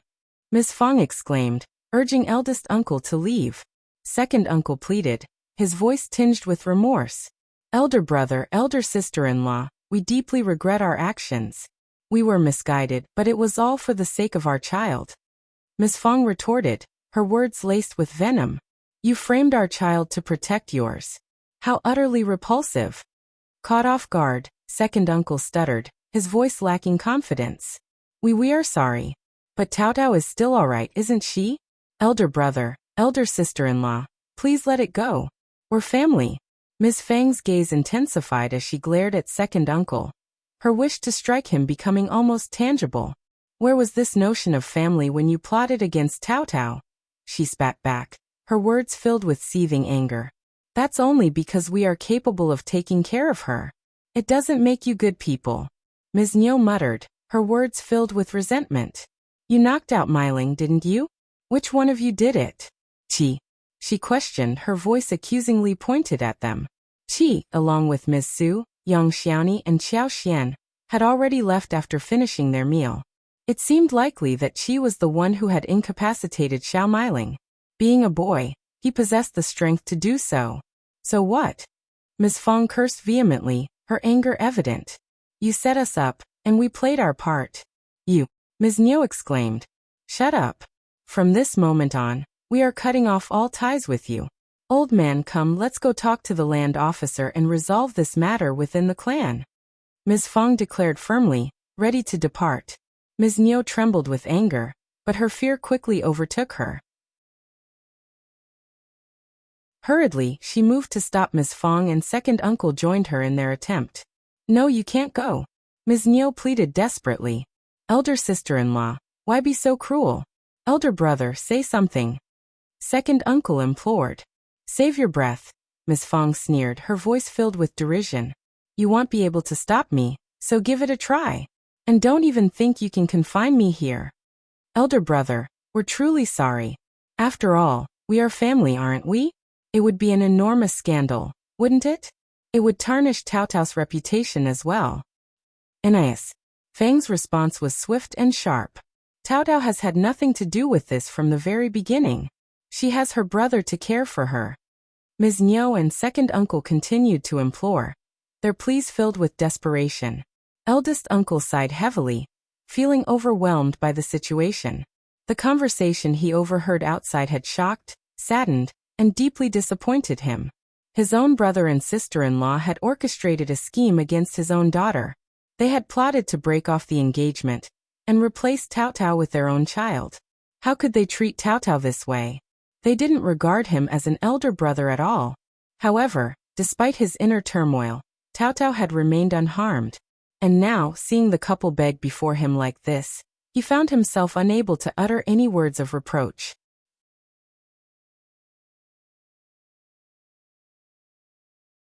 Chapter 865. Second sister-in-law's idea uttered by Bexenville. CM, if news of this situation were to spread, their own family would become a laughingstock, which was far from desirable. Eldest uncle turned towards Ms. Fong, his voice barely audible as he suggested, what if we persuade the two couples to admit their mistakes and make a promise? Let's just let it go. Our family's reputation will suffer as well. Ms. Niu and second uncle expressed their agreement with cheers and nods.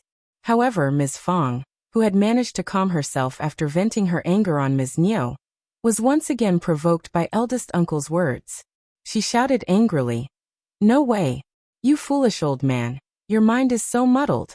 If it weren't for Tao Tao's luck, we would be the ones suffering here.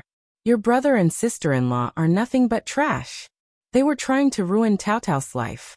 And you old fool, agree just because of a few tears and insincere words. What do you truly think of Tao Tao in your heart? Is she your daughter?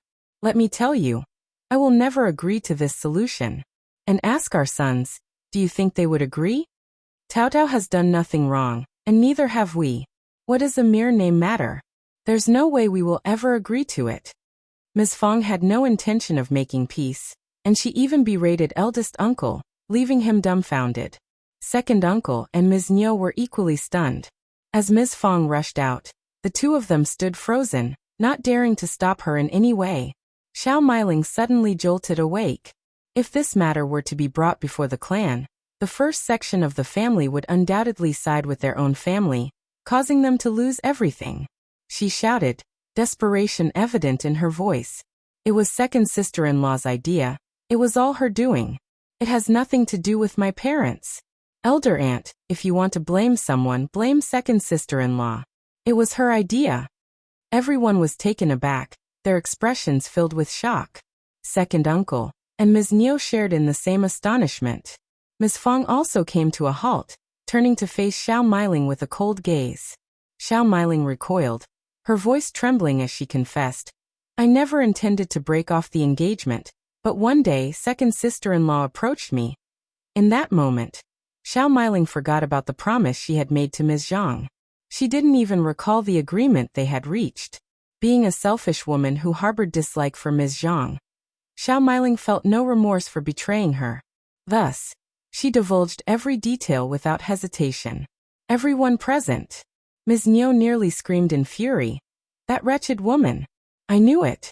She always wears a sinister expression, and is full of wicked tricks. I want to beat her to death. Ms. Fong sneered, her tone dripping with disdain.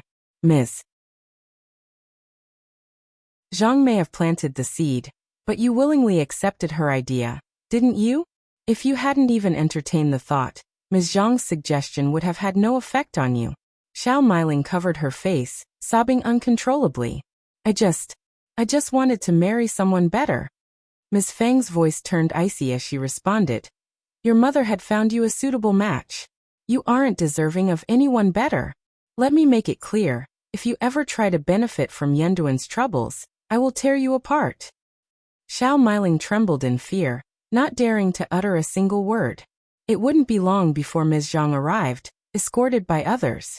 Yu Xiaomiao felt a sense of speechlessness in the midst of it all. There was no need for him to play along anymore. With a polite wave, he bid them farewell and left.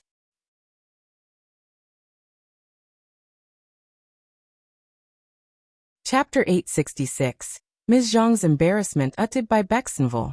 Siam Ms. Niu and second uncle felt a deep sense of embarrassment. They had allowed their prospective son-in-law to witness this chaotic situation, and it exposed their lack of self-esteem. They couldn't find any words to undo what had already transpired. Second uncle composed himself, mustered a few kind words, and escorted Yu Xiaomiao out.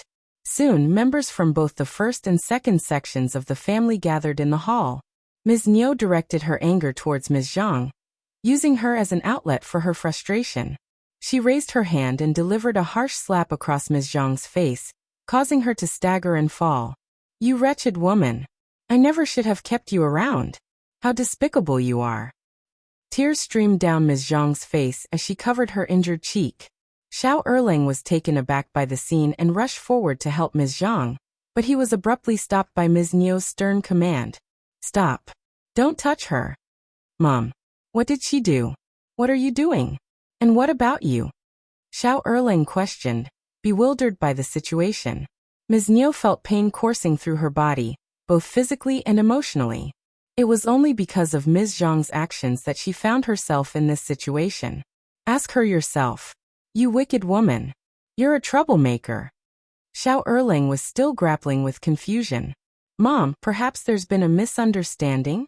Ms. Fong let out a disdainful snort before slowly recounting the entire story. Only Xiao Yunduan, Xiao Xianqi, and Tao Tao were aware of it prior to this revelation. The rest of the family members were shocked by the revelation. They all cast scornful glances at Ms. Zhang. If the story was true, Ms. Zhang's actions were incredibly malicious. Ms. Yen felt a chill run down her spine. If Ms. Zhang were to remain in the family, she would insist on living separately no matter what. She refused to share a roof with such a woman, for fear that she might be harmed in her sleep. Xiao Erlang was taken aback, his eyes widening as if he had been struck by a heavy blow. Turning pale, he staggered backward a few steps. No Erlang, no. You have to believe me. I never said those things. I never instigated Meiling. She's lying. Ms. Zhang cursed inwardly at Xiao Meiling, Ms. Niu and second uncle. They were all utterly useless. They had failed at such a simple task. If only they had been a little more competent and successful, it would have been the first section of the family who would be in tears right now, not her. Ms. Zhang refused to admit that she was the mastermind behind the idea. Through tears she pleaded. I've returned, but none of you like me. You all despise me. I can't defend myself, but why do you continue to heap accusations upon me? I don't have the courage to say such things. Furthermore, if you force me to shoulder the blame, I would never be able to shake it off. Erlang, you have to believe me. What are you saying? You taught me everything. Xiao Meiling was consumed with rage, lunging towards Ms. Zhang, attempting to strike her. Xiao Erlang intervened, stopping Xiao Meiling. Meiling, calm down. No violence. Second brother. Xiao Meiling angrily pushed his hand away, snapping back. She did it. She taught me everything. If it weren't for her, I would never have conceived of such an idea. But she refuses to confess. And now she's making me take the blame. Step aside, I'm going to kill her. Ms. Zhang sobbed, her voice filled with sorrow. Xiao Erlang found himself caught in the middle, his expression filled with bitterness. Yet he still positioned himself between Xiao Meiling and his wife. Meiling, the second sister-in-law, did make a mistake in the past, but you can't solely hold her accountable. You need evidence.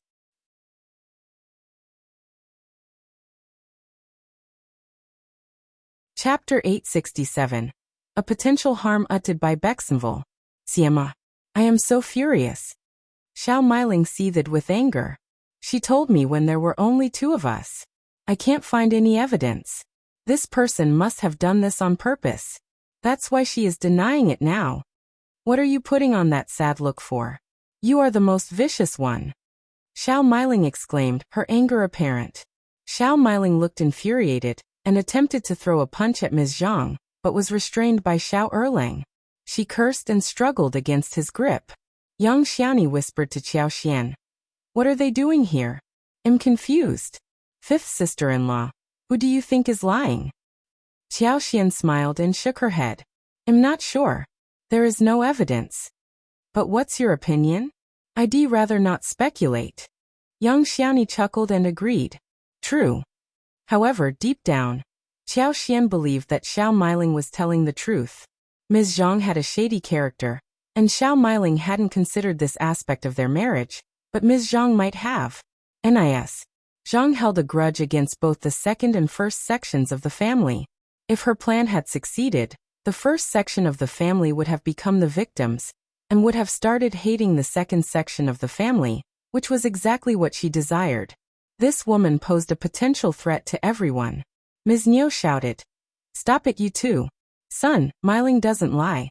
This person is not a good woman. Are you seriously going to believe a lying, vicious person who nearly got your son killed over your own sister? Are you out of your mind? Ms. Niu had barely finished speaking when Ms. Zhang broke down in tears. I knew it. You'll never forgive me for what I did. Ms. Niu spat, her annoyance evident as she exclaimed. No one will ever forgive you for this. I never begged you to come back. It was you who shamelessly showed up at our doorstep. You were divorced. How dare you return and put on such a pitiful act? I shouldn't have agreed. You wretched woman. No wonder Meiling confronted you as soon as you came home.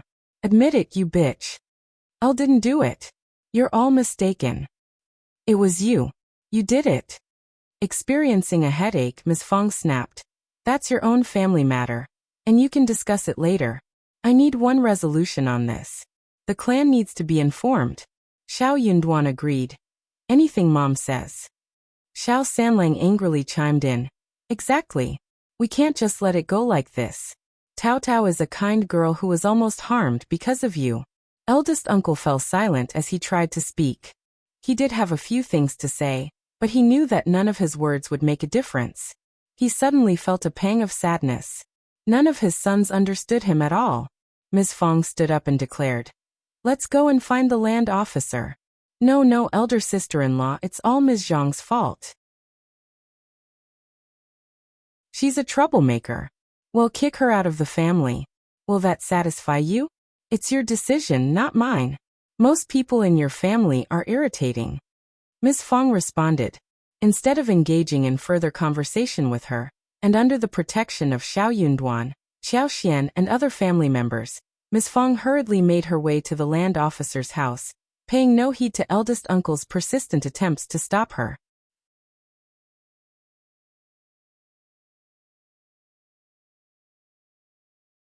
Chapter 868. Not family anymore uttered by Bexenville. CM Ms. Fong was adamant about obtaining a satisfactory resolution. Ms. Niu and second uncle were shocked and couldn't let the first section of the family handle the situation alone. They brought along Xiao Meiling and had Nis.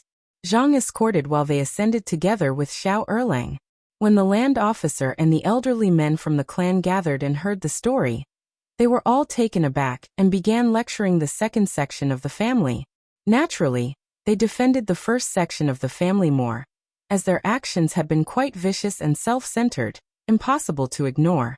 Ms. Niu and second uncle felt deeply embarrassed by the situation. They could have argued if it were something else, but Ms. Fong and eldest uncle had overheard the conversation with Yu Xiaomiao as a witness. It was solid evidence. Ms. Niu pushed Ms. Zhang to the ground, labeling her as the culprit. She trusted her own daughter, and at this point, Ms. Zhang had to shoulder the blame regardless of the circumstances.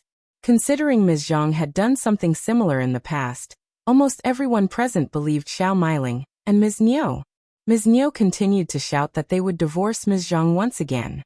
She made a fierce vow, stating that they wouldn't have treated the first section of the family in such a manner if it hadn't been for Ms. Zhang's plan. None of this would have happened without her as the culprit. Thus, they sincerely hoped that the first section of the family would forgive them. N.I.S.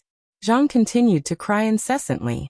As someone who had done something similar before, and with her mother-in-law and sister-in-law accusing her directly, she had no argument to counter. However, they were still a family, and Ms. Niu's decision had nothing to do with the land officer and the elderly men from the clan. But the second section of the family had almost caused harm to the first section of the family. Thankfully, Cao Cao was unharmed. The others offered a few consoling words. And while the two sections of the family wouldn't completely sever their relationship, a lingering grudge remained between them. From that moment onward, the first section of the family would no longer consider the second section as part of their family, treating them instead as an ordinary family from the same clan. Second uncle and Ms. Niu pleaded for forgiveness. No. We are a family bound by blood.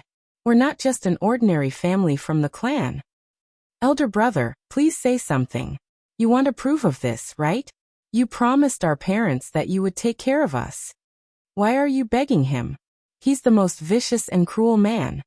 If you hadn't refused to help us break off the engagement, we wouldn't have resorted to this. You're heartless.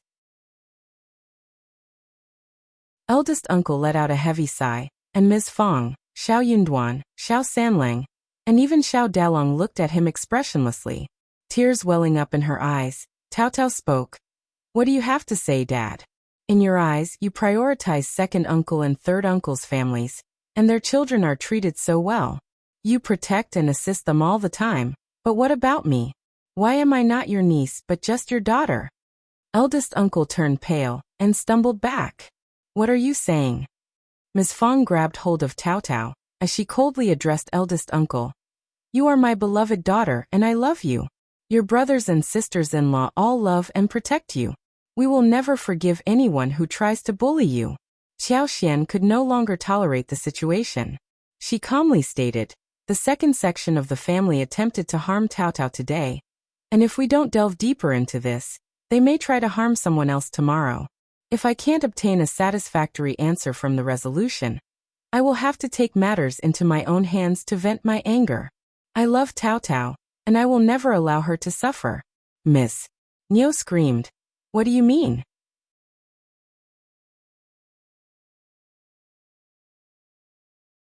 Chapter 869. Paying back uttered by Bexenville. CM Xiaoxian's smile was fleeting. We will repay you in the same way you hurt us. NIS. Niu was taken aback. What do you mean?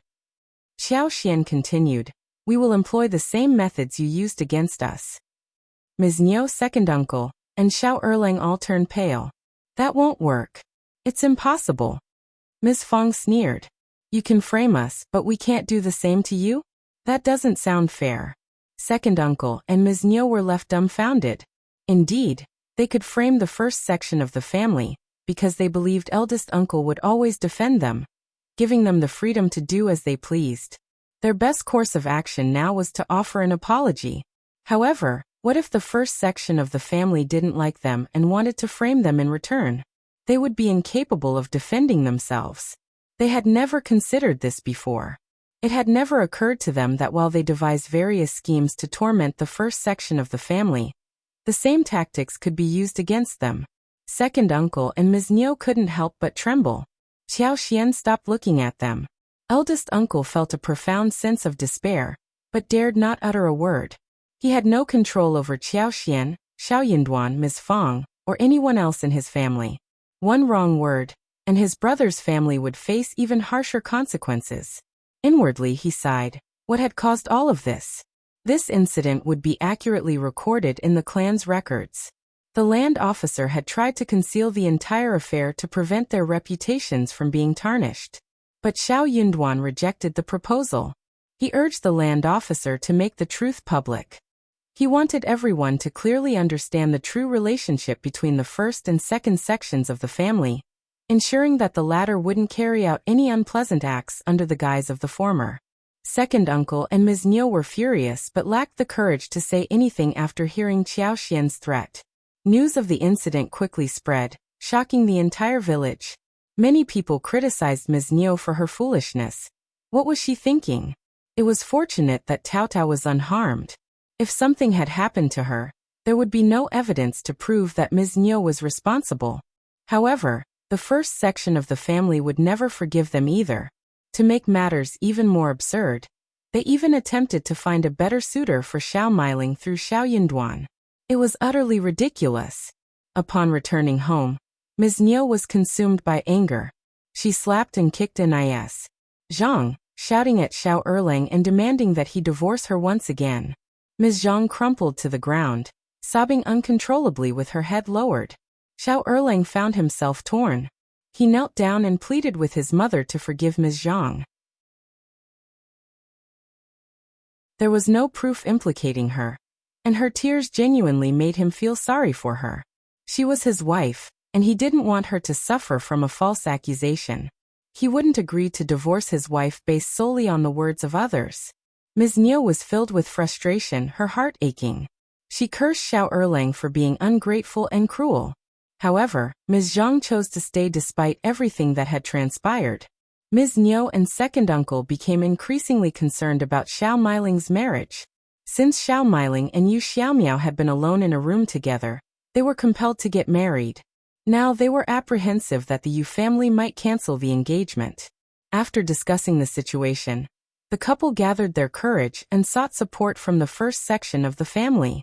They approached Xiao Yunduan, hoping he could assist and stand up for Xiao Meiling.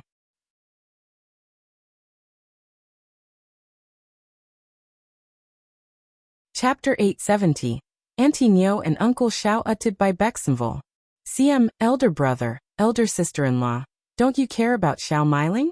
She is your niece, and you can't simply allow her to be bullied after her marriage, can you? Please, elder brother and elder sister-in-law, pleaded the couple, finding a suitable moment to ask for the favor when eldest uncle was at home after dinner. Before eldest uncle could respond, Xiao Xian cleared her throat and spoke with a smile. Auntie Niu, Uncle Xiao, Tao Tao is also your niece. But I'm not sure if you would ever allow her to be bullied, considering what you've done. Yang Xiaoni and Ms. Su struggled to hold back their laughter. Ms. Feng snapped and glared at the couple saying, Xiao Meiling is not innocent. Don't lie to me. I heard her laughing at Tao Tao when she thought her plan had succeeded. How dare you ask Yunduan to support her? Get lost. However, Ms. Niu and second uncle seemed oblivious to Ms. Fang's words. They were stunned by Xiao Xian's way of addressing them. What are you calling us? They asked in disbelief. Xiao Xian responded, Auntie Niu and Uncle Xiao, is there something wrong with that?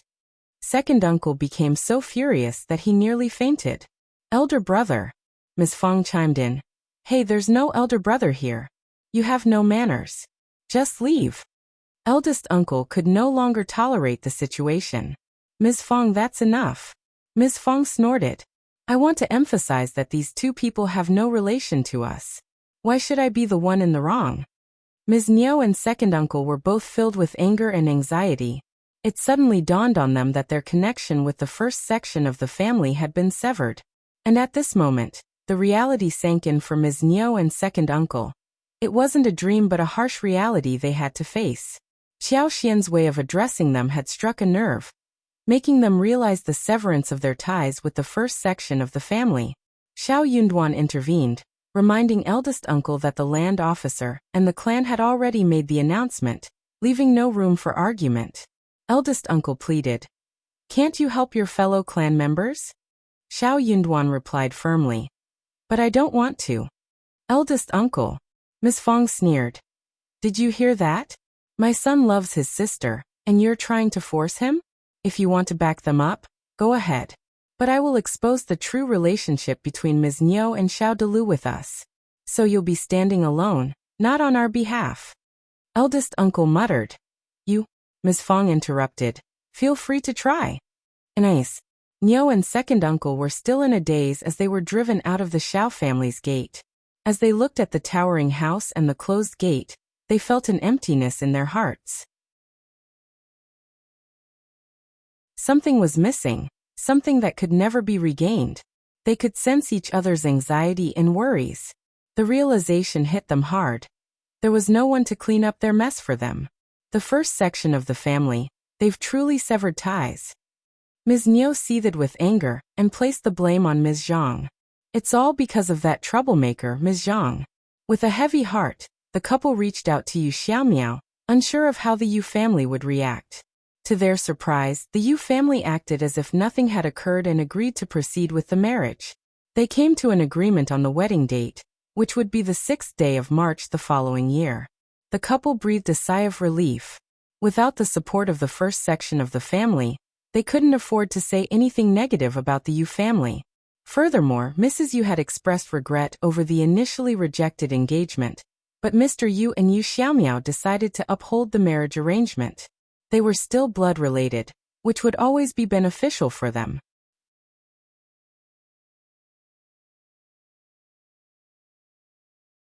Chapter 871.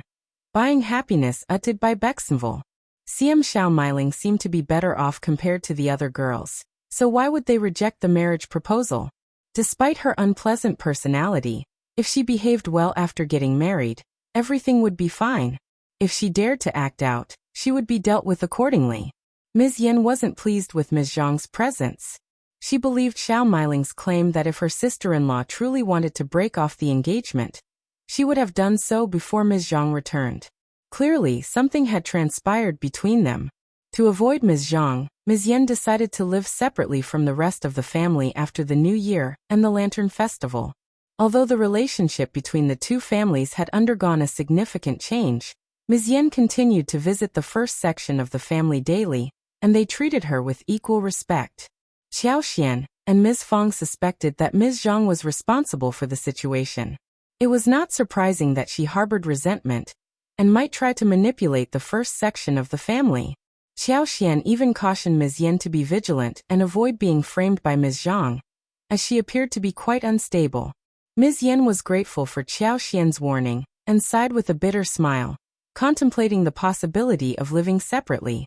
Xiao Xian glanced at her with surprise and couldn't help but admire her resilience. Ms. Yen shook her head and chuckled. It could be very difficult. You know what your in-laws are like. They suspect Nis. Zhang, and they won't agree with your proposal. Initially, Ms. Yen had been filled with anger and tried to convince herself that it was necessary. However, at this point, she was no longer so sure. She understood how challenging it was to deal with her in-laws. If they disapproved of the proposal, there would be little she could do about it. Fifth sister-in-law, do you have any other suggestions? Please help me, she pleaded. Xiao Xian pondered for a moment and replied, don't handle it yourself. Ask your parents to intervene, using both firmness and persuasion.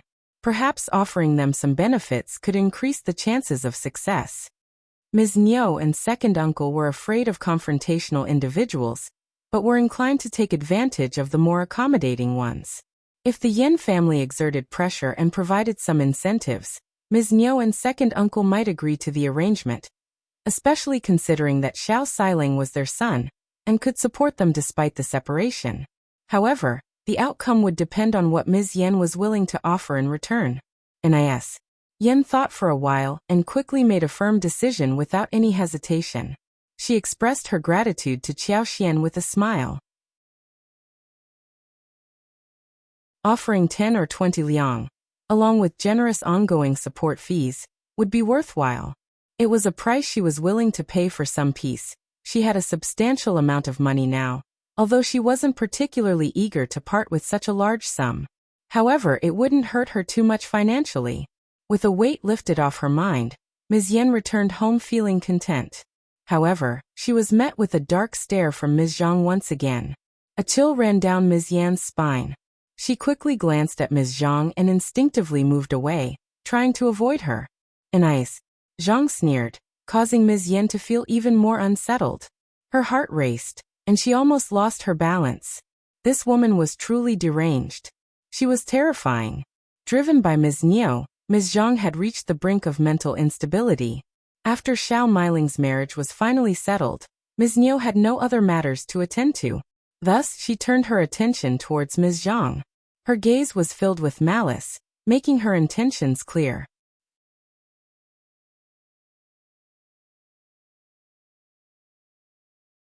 Chapter 872. Ms. Zhang's blame uttered by Bexenville. CM Translator. Henyi Translations NIS.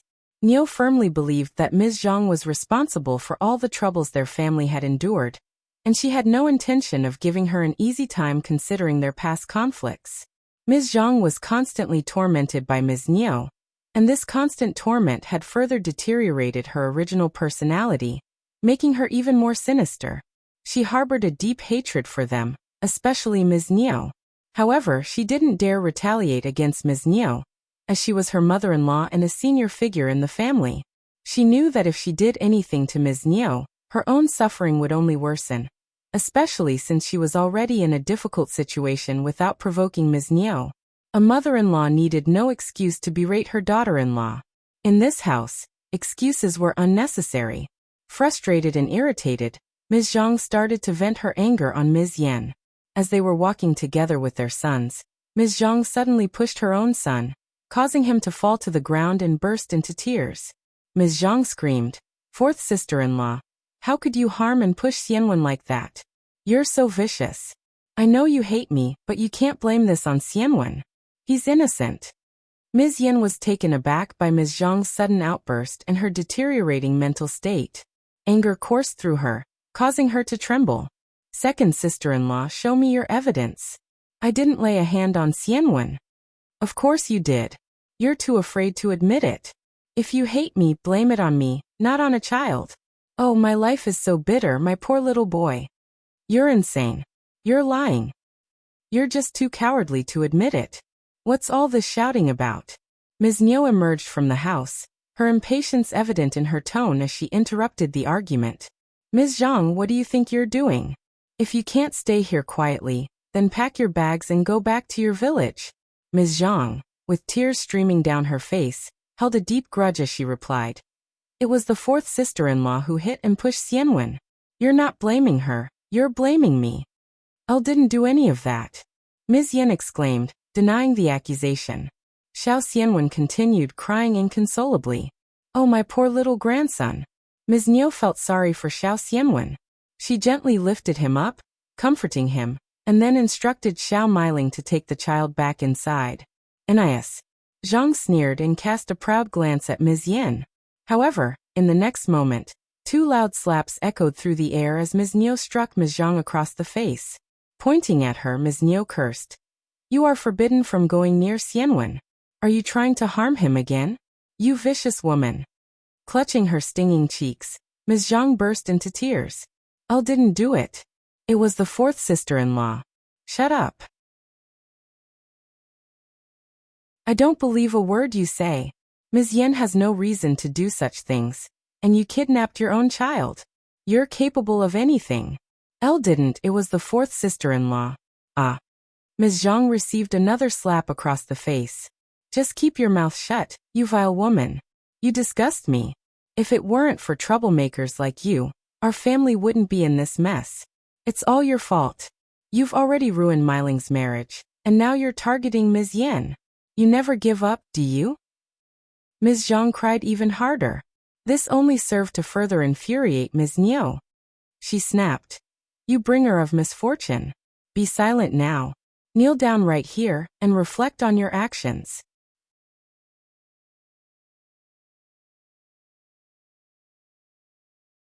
Chapter 873. Giving Up Pretending Udat by Zinvel. CM Ms. Zhang cried uncontrollably, collapsing onto the ground, her body trembling with anguish. Why her mother-in-law had already made up her mind to support Ms. Yan without even considering her side of the story. She didn't believe a word Ms. Zhang said, and continued to humiliate and torment her.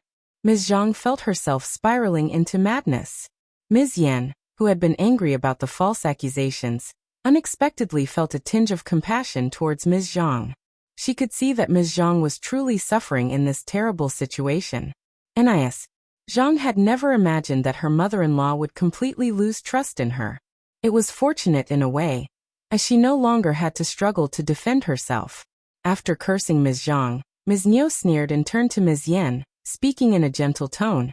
"It's getting cold outside. Let's go inside." Ms. Yan was taken aback, but nodded in agreement. Ms. Zhang's heart ached as she witnessed this interaction. She struggled to rise to her feet and spoke angrily. "Oh no, all of you hate me. But what have I done? If it weren't for your coldness and hostility, I could have lived a peaceful life and cherished my own children." Ms. Niu turned back, her eyes filled with fury, and ordered Ms. Zhang to kneel down. "Your time is not up yet," she spat. Any remaining compassion Ms. Yen had for Ms. Zhang vanished as she replied. "Second sister-in-law, no one owes you anything. You asked for money, but did you ever plan to repay it?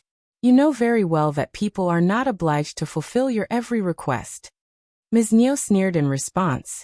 "Repaying money? Her worthless brother has nothing to repay." Nis. Zhang shot a fierce glare at Ms. Niu.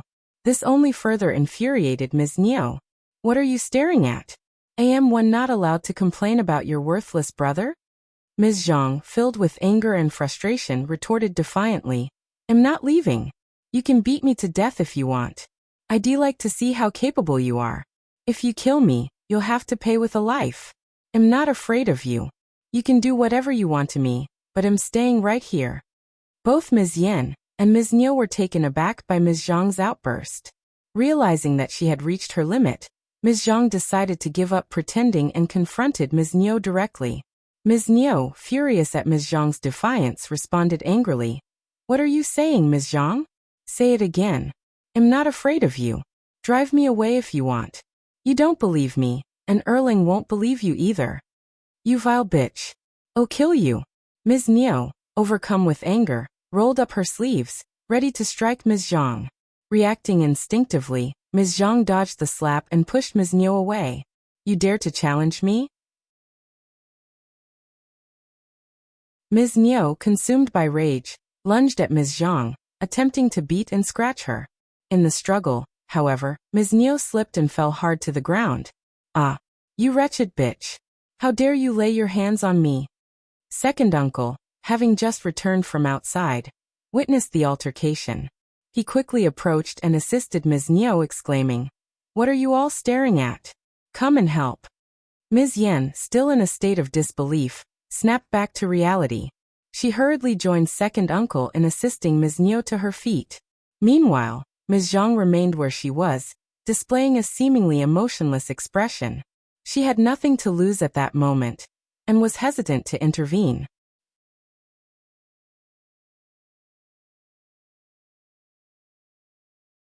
Chapter 874. Embarrassed Udat by Zenvel. CM, divorce her immediately. How dare she touch me? She's plotting to kidnap and kill me. And Zhang, her lips bitten, responded weakly. "I didn't push her." "Enough, I saw everything." Second uncle sneered. "Ms. Zhang, you truly have a wicked heart." Abandoning her pretenses, Ms. Zhang turned around and walked away. Ms. Niu and second uncle seethed with anger. Feeling a deep sense of outrage. "She just walks away like this? How dare she? Our son is foolish to show any kindness to this vile woman." When Xiao Erlang returned in the evening, Ms. Niu and second uncle pressured him to divorce his wife. Ms. Niu pounded on her chest, as if deeply wounded in her heart. Ms. Zhang, no longer pretending, cried uncontrollably, hoping to convince Xiao Erlang of her innocence. That was all she wanted. She had given up pretending. But Xiao Erlang, still enamored with her, hesitated to believe his parents' accusations without proof. His affection for her remained. Ms. Niu had never felt this level of fury before, especially when it was caused by someone as vile as Ms. Zhang. Overwhelmed by anger, she collapsed, leaving second uncle and Ms. Yen in shock. Furious, second uncle pushed Xiao Erlang away, his voice filled with anger. "You trust this woman over your own parents? Do you want her to harm your mother so you'll believe us? You're a terrible son." Xiao Erlang was taken aback by his mother's collapse and felt overwhelmed with guilt. He cried uncontrollably, kneeling on the ground as he pleaded. "I didn't mean to. I didn't mean to. I need proof." "What proof do you need? Do you think your mother and I orchestrated this? You know very well what your mother is like. She may be nagging and stingy, but she would never falsely accuse someone of such things." Xiao Erlang turned pale, burdened by guilt. Second uncle sneered. Even Ms. Yen witnessed everything. Xiao Erlang suddenly looked up at Ms. Yen. And so did Xiao Xiling. Ms. Yin cursed inwardly at her father-in-law's stupidity. How did she get caught up in this conflict? What could she say? She couldn't tell the truth, as her in-laws would never forgive her. But could she tell a lie? If she did, and they believed her, they would drive Ms. Zhang away. However, Xiao Xiling wouldn't blame his parents. He would blame her for ruining his marriage. Feeling trapped and conflicted, Ms. Yen sighed and looked down. Father, you're putting me in an incredibly difficult position.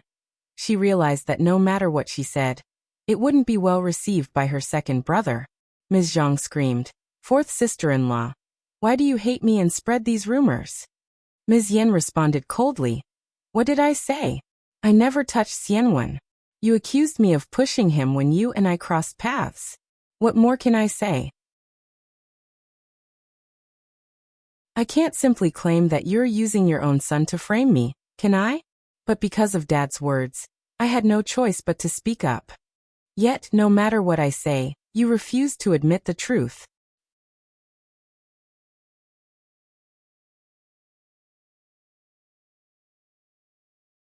Chapter 875.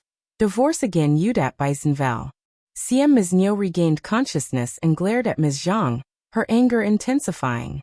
Divorce her now. Xiao Erlang couldn't hold back his tears. His father was right. Although his mother was unreliable in many ways, she would never plot something like this. And his fourth sister-in-law didn't appear to be a liar either. Xiao Erlang began to understand the truth unfolding before him. When his mother had fainted in anger, he had already sensed the reality of the situation. If his mother had orchestrated all of this, she wouldn't have collapsed like that. He just didn't want to believe it. But the truth could not be avoided. It would eventually reveal itself. Ms. Zhang, overwhelmed with despair, cried inconsolably. She realized that she was doomed. Her husband had lost faith in her and no longer wanted to defend her. What had gone wrong with her life? Suddenly, an angry resentment brewed within Ms. Zhang. She incessantly questioned why she was treated like a thief in her own home, never given a chance to atone for her mistakes. She vowed to never give them any peace in their lives. Ms. Zhang confessed to everything. The events of today, her involvement with Xiao Miling. She even mocked them for their gullibility, claiming that she almost succeeded. What a shame! She taunted. Xiao Erlang watched her in disbelief. Ms. Nio nearly fainted once again. The following day, Ms. Zhang was divorced and forcibly sent back to her home once again. However, the next day, she regretted her impulsive confession. Tearfully, she pleaded with the Xiao family to allow her to stay until after the new year. Xiao Erlang was on the verge of accepting her plea, but he was overruled by Ms. Nio and second uncle. Ms. Nio snapped, "Stay until the new year? I don't want to be poisoned to death by you." Upon hearing those words, Xiao Erlang had no further arguments. He steeled his heart and, with the assistance of some fellow villagers, returned Ms. Zhang and the divorce papers to the Zhang village.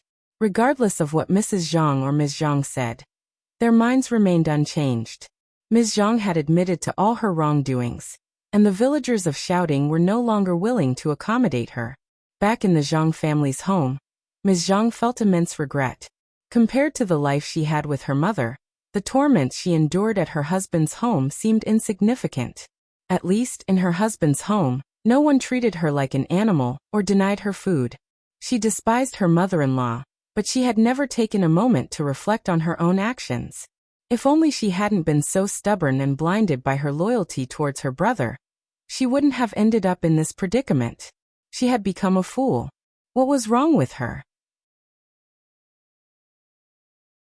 Her own family showed no compassion, and she had even kidnapped her own son for their sake. But what had she gained in the end? She brought no benefits to her mother's family, and instead, she earned resentment and hatred from her husband's family. Now she was being cursed and scorned by her own family. Everything she did was for the sake of her own family, but their treatment of her was completely different. Once again, Ms. Zhang attempted to elicit compassion from her in-laws through loud cries and even fainting. But Ms. Nio sent her back to the Zhang family that very night. Ms. Zhang finally gave up. She cried uncontrollably. She realized that her husband's family would never forgive her. And as for her own family, they didn't want her to waste any resources at home. So they sold her to a middle-aged man in a destitute, impoverished village. Her parents and brother couldn't wait to seize the opportunity to make some money, so they hastily arranged the deal.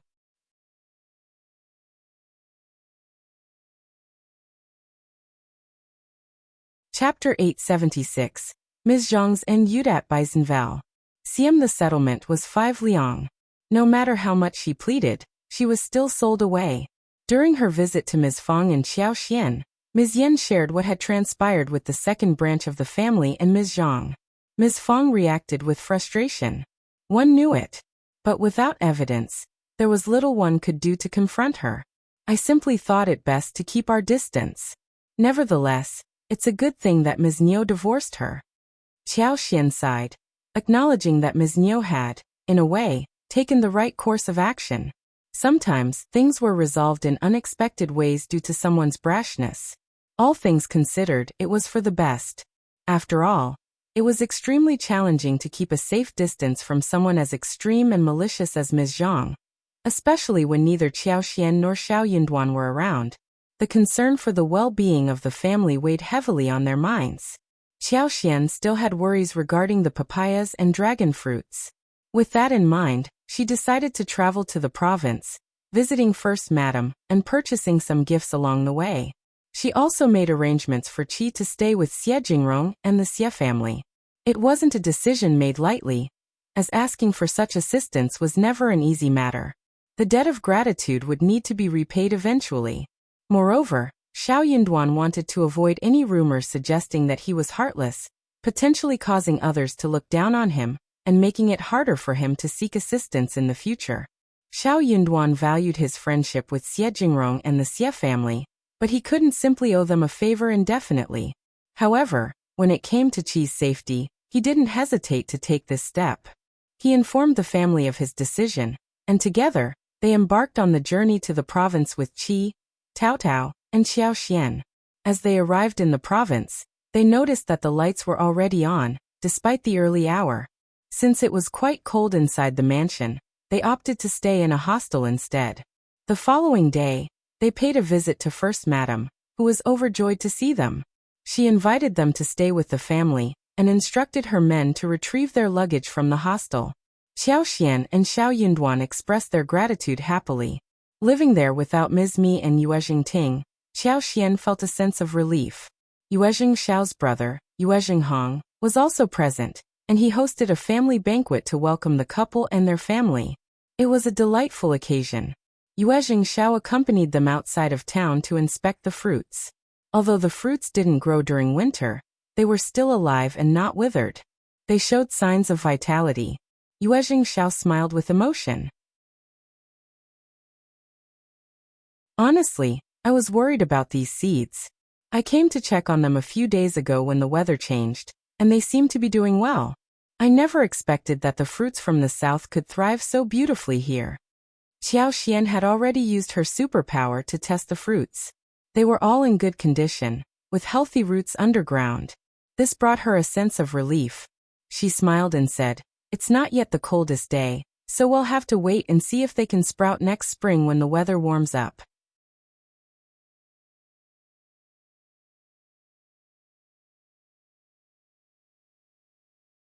Chapter 877. Xiaoxian's happiness Udat Baizenval. Siam it should be. Yuezhing Xiao expressed his confidence, adding, "I wouldn't be so sure if I were talking to anyone else but you. You have a remarkable talent for nurturing plants. I believe there won't be any problem at all." Xiaoxian laughed, accepting the compliment graciously. If Yuezhing Xiao said so, then she didn't need to provide any further explanations. His confidence alleviated her concerns. As they walked through the garden, Xiaoxian took occasional breaks, using her superpower to assist the plants in thriving during the winter. She ensured that they would soon bud and flourish when spring arrived. Satisfied with her work, Xiaoxian spent an entire day in the garden, free from worries. Later, they had dinner with Xie Jingrong, during which they shared the news of Qi's voluntary decision to join the army and requested Xie Jingrong's support and protection. Xie Jingrong was taken aback by the news, but he spoke highly of Qi and readily agreed to Xiao Yunduan's request. Providing a letter of recommendation was a simple task for the Xie family. As someone familiar with military camps, Xie Jingrong shared some insights with Qi. Qi's eyes sparkled with excitement as he listened to the stories. He nodded eagerly and asked curious questions. Even Xiao Yunduan and Qiao Xian gained a better understanding, which alleviated their worries to some extent. Military camps might not be as dreadful as they had initially imagined. Xie Jingrong had an extensive collection of books on military and armies, and he offered to search for some suitable ones for Qi to read, which Xiao Yunduan could take back home. Xiao Yunduan was delighted with the offer and expressed his gratitude to Xie Jingrong, asking if he could make copies of the books. Xie Jingrong agreed, giving his permission for Xiao Yunduan to make copies. Xiao Yunduan decided to copy the books and store them in the village's library, which was currently under construction. He made copies of all the books he had access to from the Xie family's collection, being cautious not to ask for more than he was given, as it might seem greedy. After all, the Xie family had multiple members and resources to manage. Everything proceeded smoothly, and their hearts felt lighter. First Madam accompanied Qiao Xian and Tao Tao, joining them in purchasing various goods for the upcoming new year. Combined with the gifts from First Madam, their wagons were filled to the brim. To Qiao Xian's surprise, she received an unexpected gift during this time. Yue Jinghong had brought seeds of sweet melons, along with 2 large bunches of blueberry tree buds and cherry buds. He explained that the melons were delicious, but due to the long distance, they couldn't be brought back without the risk of rotting. Instead, he brought the seeds for Qiao Xian to plant at home. Blueberries thrived in mountainous regions and could be made into delicious jam, so he had brought some buds for her to grow. The same applied to the cherry buds. Yue Jinghong generously offered Qiao Xian the opportunity to start planting them at home. If they thrived and survived, he would provide her with more. Qiao Xian expressed her heartfelt gratitude for the thoughtful gifts. Sweet melons, essentially cantaloupes, didn't have their current name yet, as it would be coined in the future when they were introduced. The prospect of growing cherries and blueberries excited Qiao Xian. She believed they would flourish in their care. With utmost care, Qiao Xian took the precious gifts home, treasuring them like her most valuable possessions.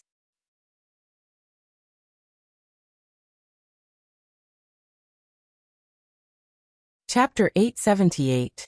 Surprise Udat by Zenval. This trip had been highly productive and fruitful for them. With the new year approaching, First Madam insisted they didn't stay for too long. She even invited them to join them after the new year, so they could travel with the business troops to the capital.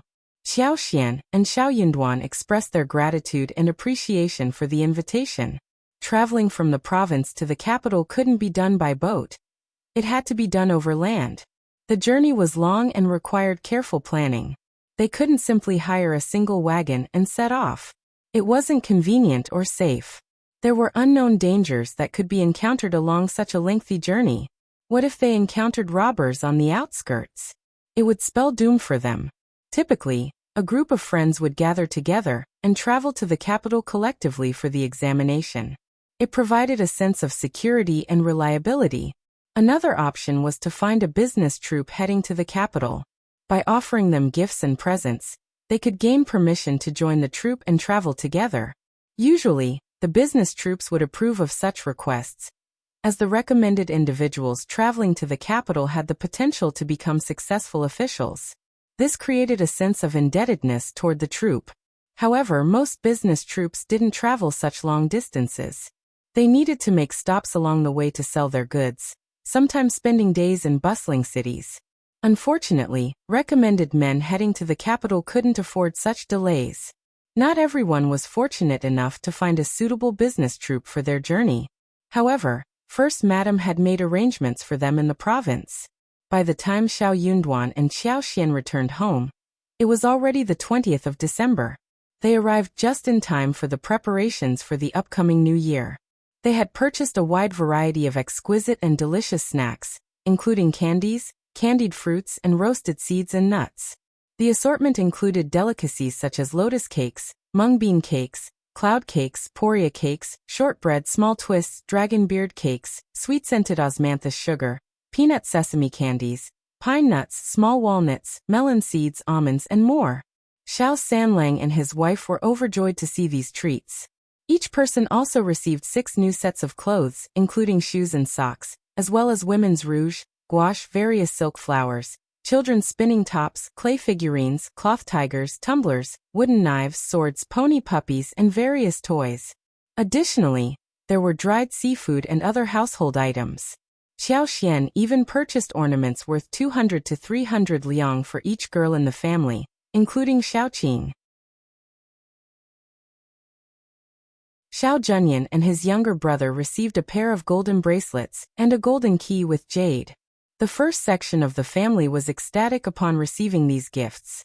They spent half a day admiring and appreciating them. The next day, Xiao Xian was eager to begin planting the blueberries and cherry trees alongside Qi, Tao Tao, and Yang Xiaoni in the empty space designated for cassava cultivation. The other family members understood that these were fruit trees from other regions, and they eagerly anticipated the prospect of enjoying the fruits in the coming year. Their motivation was high as they joined in the planting process. As they set to work, some passing villagers sneered, commenting that it wasn't the appropriate time for tree planting. They claimed that tree planting should commence after the Lantern Festival, when the weather becomes warmer, unless there was a sudden return of spring coldness. Xiao Xian responded with a smile, countering their skepticism. Elle received these trees from a friend in the province. They were brought from outside the city. I can't just leave them sitting here. Who knows, they might actually survive.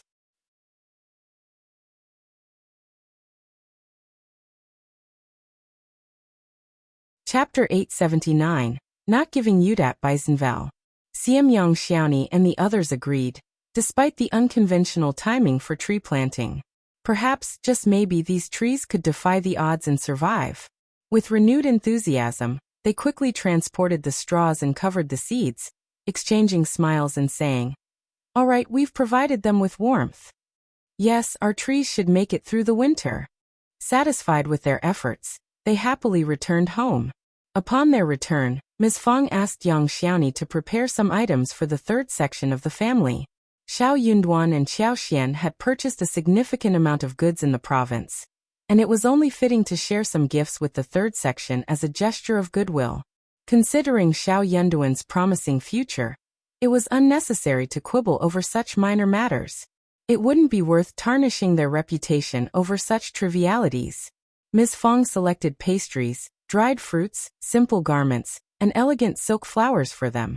Ms. Ma, aware that Xiao Xian and Xiao Yunduan had returned from the province with 2 wagons full of items, expressed her gratitude and accepted the gifts. Shortly after Ms. Fang and Yang Xiaoni left, Ms. Ma started going through the presents and approached Ms. Niu, asking, "What did the first section of the family give you? Let me see them too." Confused, Ms. Niu responded, "What presents?" Ms. Ma pursed her lips. "Xiao Yunduan went all the way to the province to buy things and gave some to us. Didn't they give you anything? They've become quite selective, haven't they? Traveling to the province just to buy things." She couldn't help but feel bitter as she thought about her hard-working son at home.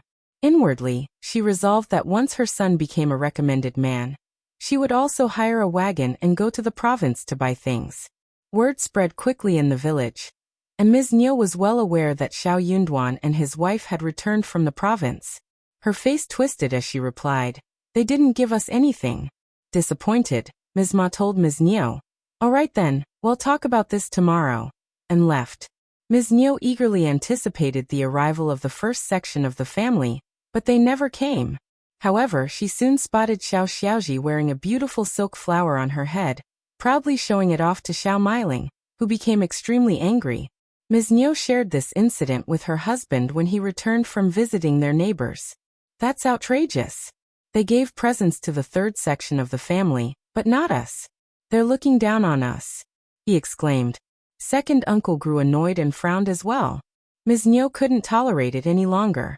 She believed that they deliberately excluded them, not because they were busy. "I can't tolerate this any longer. I'm going to go and talk to them." Ms. Niu exclaimed, her anger driving her to the first section of the family. Winter days grew darker earlier, and Xiao Xian was already preparing dinner, even though it was only 4 o'clock.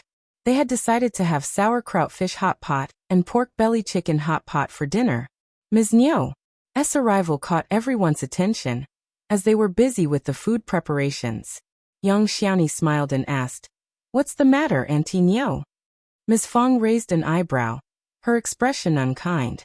Ms. Nio became even more irritated upon hearing that strange title.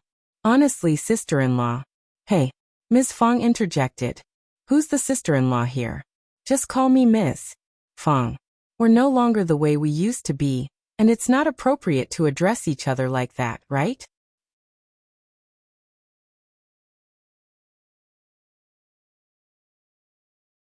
Chapter 880.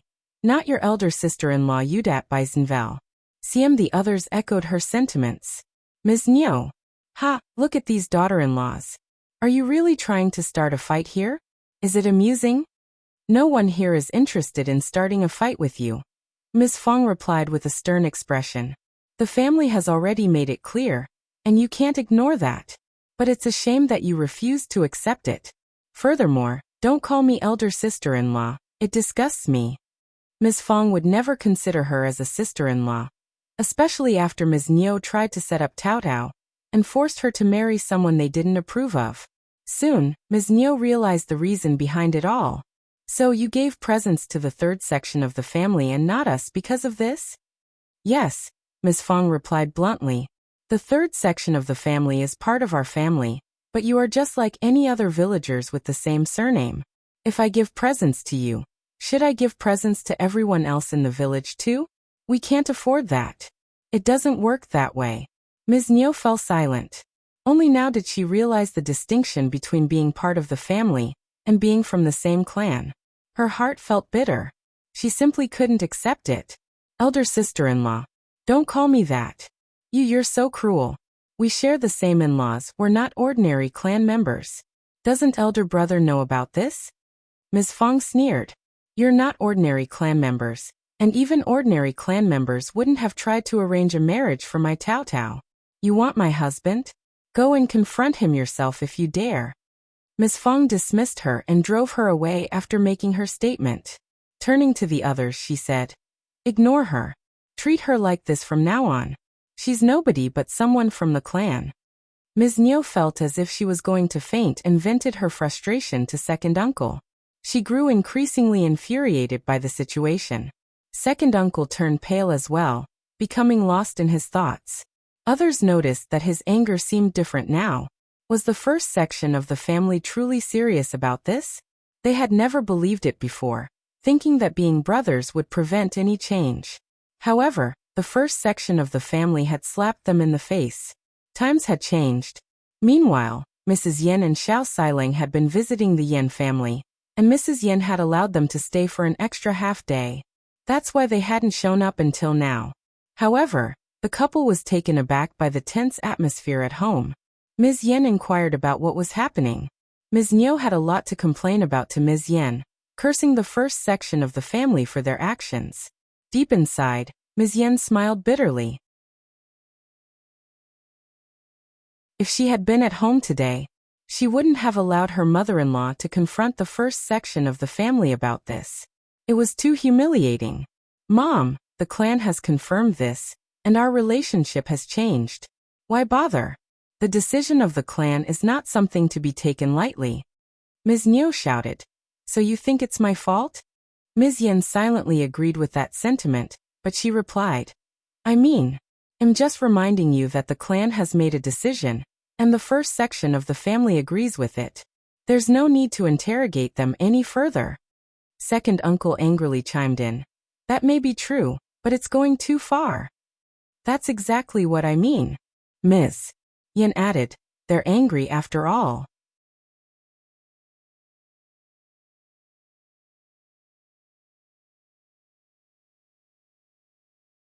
Chapter 881. Silence Udat by Zinval. "CM, what are you blaming me for all the time?" Ms. Nio snapped. "It wasn't my fault with Tao Tao. It was that bitch Ms. Zhang. We already divorced and drove her out. What more do they want?" Ms. Nio's eyes lit up. "Let's go talk to eldest brother." Ms. Zhang has already been driven out, so we can ask eldest brother to inform the clan about this and put an end to it. We are a family, aren't we? We're not just ordinary people from the clan, are we? Ms. Fang's habit of giving presents to the third section of the family and ignoring the second section of the family would surely continue to happen in the future. And Ms. Niu wasn't going to tolerate it. Second uncle's eyes also lit up. That's true, it makes a lot of sense. Ms. Yen. Perhaps it was best for her to say nothing at all. Even Xiao Siling didn't think it was the right course of action. He tried to dissuade his mother, but ended up being scolded. This only made Ms. Yen even more speechless. She would observe how they would handle the situation and potentially make it worse. Ms. Yen once again felt fortunate for having established a relationship with the first section of the family.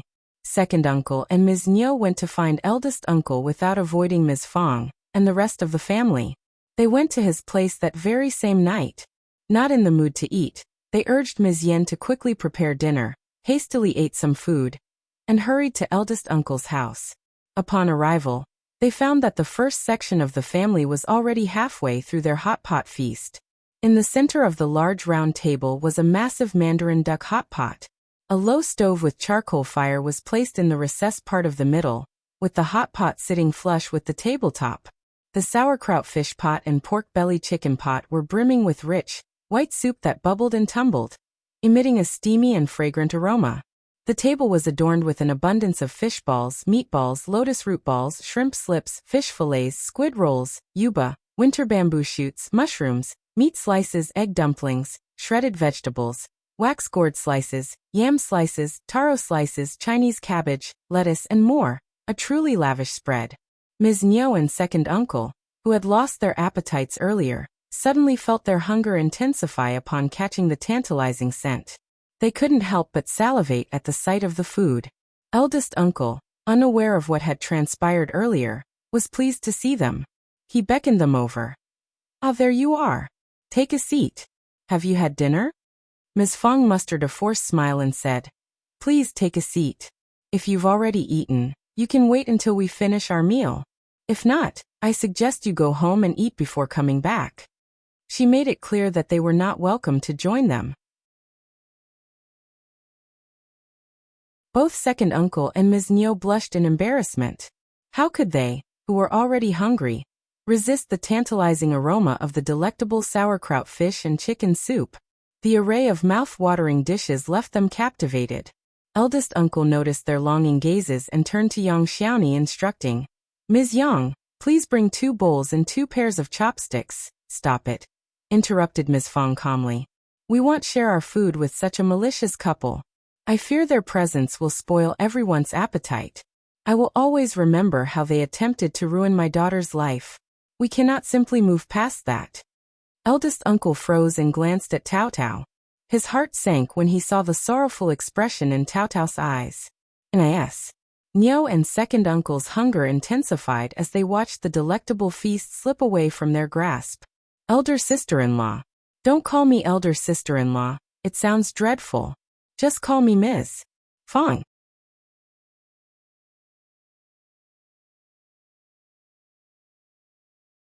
Chapter 882. Respect Udat Beisenval. CM. Tao Tao. "Well, that was all Ms. Zhang's fault. She confessed to trying to manipulate us. We have already expelled her from our family, and we assure you that nothing like this will happen again. We sincerely apologize and let's put this behind us. After all, we are still a family, aren't we?" "Exactly." Ms. Fang had an overwhelming urge to strike the couple. "Enough already." Ms. Fang retorted with disgust. "Ms. Zhang attempted to manipulate you and you fell for it. You are far from innocent. We are not a family, not even in your wildest dreams." Xiao Yunduan interjected coldly. "This is no laughing matter, Auntie Niu and Uncle Xiao. Please go home and refrain from bringing this up again." Yang Xiaoni rolled her eyes and said, "Ms. Zhang had no authority over the family, yet you let her words sway you? How gullible." Xiao Xian sneered. "That's how some people always are. They never take responsibility and always shift the blame onto others. They play the role of innocent victims, manipulated by someone else." Yang Xiaoni hesitated before adding, "Indeed. No one forces such individuals to engage in wrongdoing. It's an absurd excuse. Xiao Xian chimed in. But certain individuals don't find it absurd. They genuinely believe they are misunderstood. That's shameless. So shameless to make such statements. Absolutely, we can't associate with people like this. They will only have a negative influence on us. And on our children too. Absolutely, you're absolutely right, fifth sister-in-law. I didn't even realize that. Everyone present, Ms. Niu and second uncle's emotions were on the verge of exploding. You are showing us no respect. Eldest uncle couldn't bear it any longer. Ms. Qiao and Ms. Yang, please stop. Xiao Xian maintained a calm smile. Dad, third sister-in-law, and I were simply having a conversation. Since when did we show disrespect to anyone? And as for using names, did you assume we were referring to someone? Eldest uncle found himself at a loss for words. Ms. Fong burst into laughter. Ms. Qiao and Ms. Yang are absolutely right. Just leave right now, or I will personally escort you out. Xiao Xiaoqi waved his hands impatiently. If you keep coming to my family to cause trouble, don't expect any kindness from me. Elder brother, take a look at this. Get out. Ms. Fong snapped, and Xiao Sanlang and Xiao Xiaoqi stood up, forcefully removing second uncle from the premises. Eldest uncle put down his chopsticks, his face turning pale. I understand your anger, and 1 am also concerned about Tao Tao. But it's not a major loss to us, and they know they are wrong. Why do you keep pressing them like this? Ms. Fong sneered. What's the use of saying that now? Perhaps you can advise them tomorrow to stay away from us. As for the rest, I couldn't care less. Xiao Yunduan's voice turned cold. Dad, we are just two ordinary families. If they continue to escalate things, I will never forgive them. Mom is right, we will never forget what happened to Tao Tao. Eldest uncle felt a heavy blow, glanced at them, and quietly left. Xiao Yunduan felt a sense of unease, but he knew he had to stay firm. He didn't expect his father to suddenly change his character or viewpoint, but he couldn't let him involve other family members in this situation. He had made up his mind to not offer them any more chances.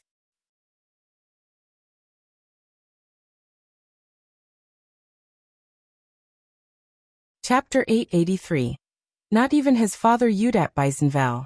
CM in reality, the disputes between the second section of the family and the third section of the family were trivial matters driven by greed and unreasonable desires. However, when it came to the safety and well-being of his family members, Xiao Yunduan refused to back down. Even if it meant confronting his own father, he was prepared to do so. He had seen through his father's nature, or to put it more bluntly, his father would only recognize the danger when something irreversible happened. In that case, Xiao Yunduan hoped his father would remain blissfully ignorant. Ms. Fong reassured him. That old man has always been like this, but don't worry. I'm here, as are the land officer and the elderly men from the clan. Xiao Yunduan nodded, determined. One understand Niam. That's why he engaged in philanthropic activities such as donating fields and building schools and libraries. In doing so, he knew that the village would undoubtedly side with him and the first section of the family, unless he proved to be a truly malicious person beyond redemption.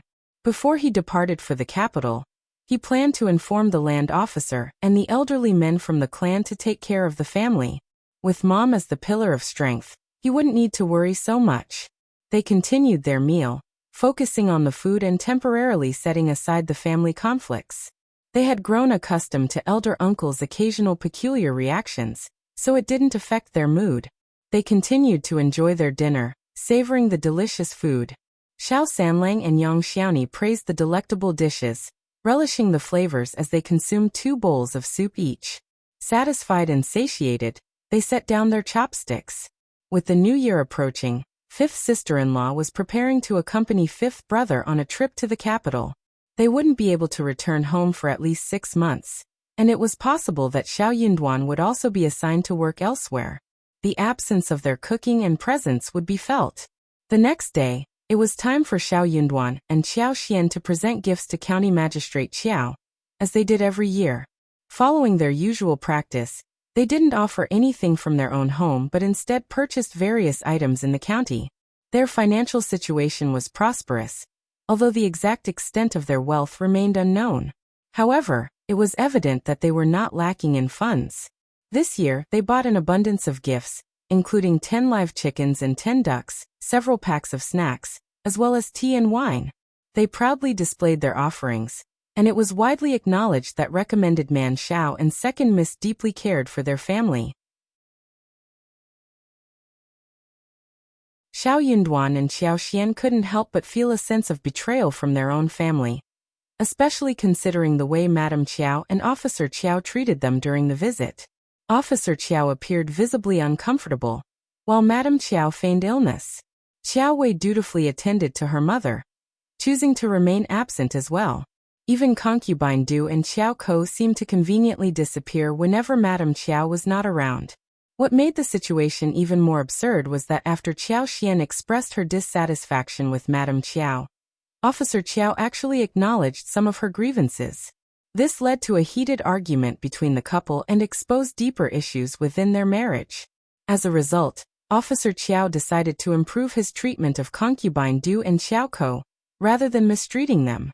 However, he inadvertently discovered that Madame Qiao had unjustly taken away concubine Du's private savings.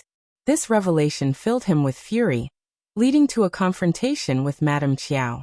In an attempt to make amends, Officer Qiao compensated concubine Du with 6 fine garments, 5 or 6 pieces of jadeware, and 400 liang as restitution for her loss. Madame Qiao, as the head of the family, was expected to bear the responsibility for her actions, and the humiliation she caused concubine Du returning the items was akin to admitting fault and acknowledging her wrongdoing.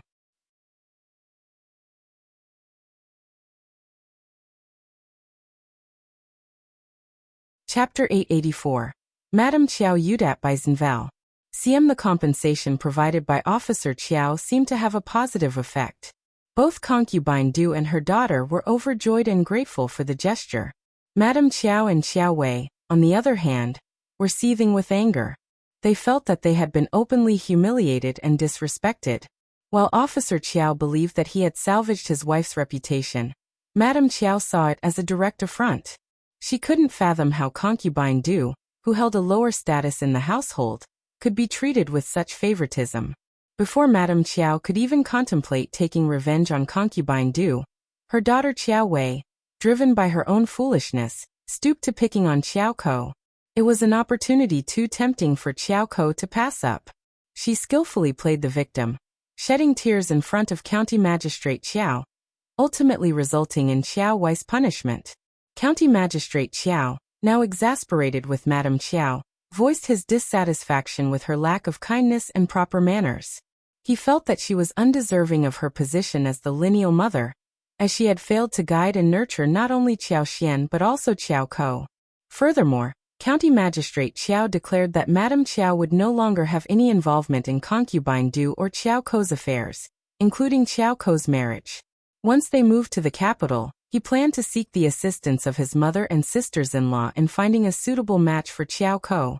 Madame Qiao erupted in fury and engaged in a heated argument with her husband. She saw herself as the lineal mother, and the fact that she couldn't even arrange a suitable suitor for the daughter of a concubine was a humiliating blow to her status and authority. She felt like a complete laughingstock. Madame Qiao had envisioned making a grand entrance when returning to the capital, but with the current situation, it would be a humiliating affair. She couldn't bear the thought of such embarrassment befalling her. Mother? Sister-in-laws? The so-called Madame Qiao Sr. in the capital was not County Magistrate Qiao's biological mother, and they shared no close bond whatsoever. Besides, if they were to discover the truth, Madame Qiao would lose any position she held in their hearts. However, County Magistrate Qiao was genuinely angered this time. He treated Madame Qiao with cold indifference and refused to back down. But so what if she wasn't his real mother? She had raised him as her own, practically fulfilling a mother's role. At the very least, she had never mistreated him, unlike his wife, who showed such cruelty towards the daughter of a concubine. Madame Qiao's irritation grew, leading her to feign illness as the new year approached. She avoided taking on any responsibilities in the mansion, curious to witness the chaos that would ensue in her absence. Her pretense of illness served a dual purpose, not only to avoid encountering Qiao Xian, but also to test the waters of the mansion without her leadership. County Magistrate Qiao sensed the chilly reception from both Xiao Yunduan and Qiao Xian. He felt a sense of guilt and discontent in his heart. While Qiao Xian had endured mistreatment, County Magistrate Qiao was still her father. No child would easily blame their own father for anything. He had indeed raised her, hadn't he? Yes, it was fortunate that they had eventually found a suitable suitor for her. Furthermore, she was not entirely blameless in this situation. County Magistrate Qiao had been occupied with numerous banquets, and had little time to attend to domestic affairs. Had she spoken up and sought his assistance from the beginning, he would have come to her aid. But she chose to remain silent. How unreasonable of her to now blame him for her own silence. He had taken action by punishing his wife and treating his daughter well, hoping to demonstrate his favor towards her. Yet, she continued to lay blame, and even displayed an air of superiority before him. How heartless. County Magistrate Qiao felt a mixture of anger and disappointment as these thoughts raced through his mind. However, Qiao Xian seemed unfazed by his emotions. She soon smiled and expressed her desire to visit Madame Qiao. Madame Qiao was unwell and needed to be shown concern. Upon hearing the way she referred to Madame Qiao, County Magistrate Qiao seized the opportunity to remark, "Regardless of what has transpired between you two, she is still your lineal mother. You will have plenty of chances to see each other in the capital. If you address her in such a manner, people will ridicule you for being disrespectful."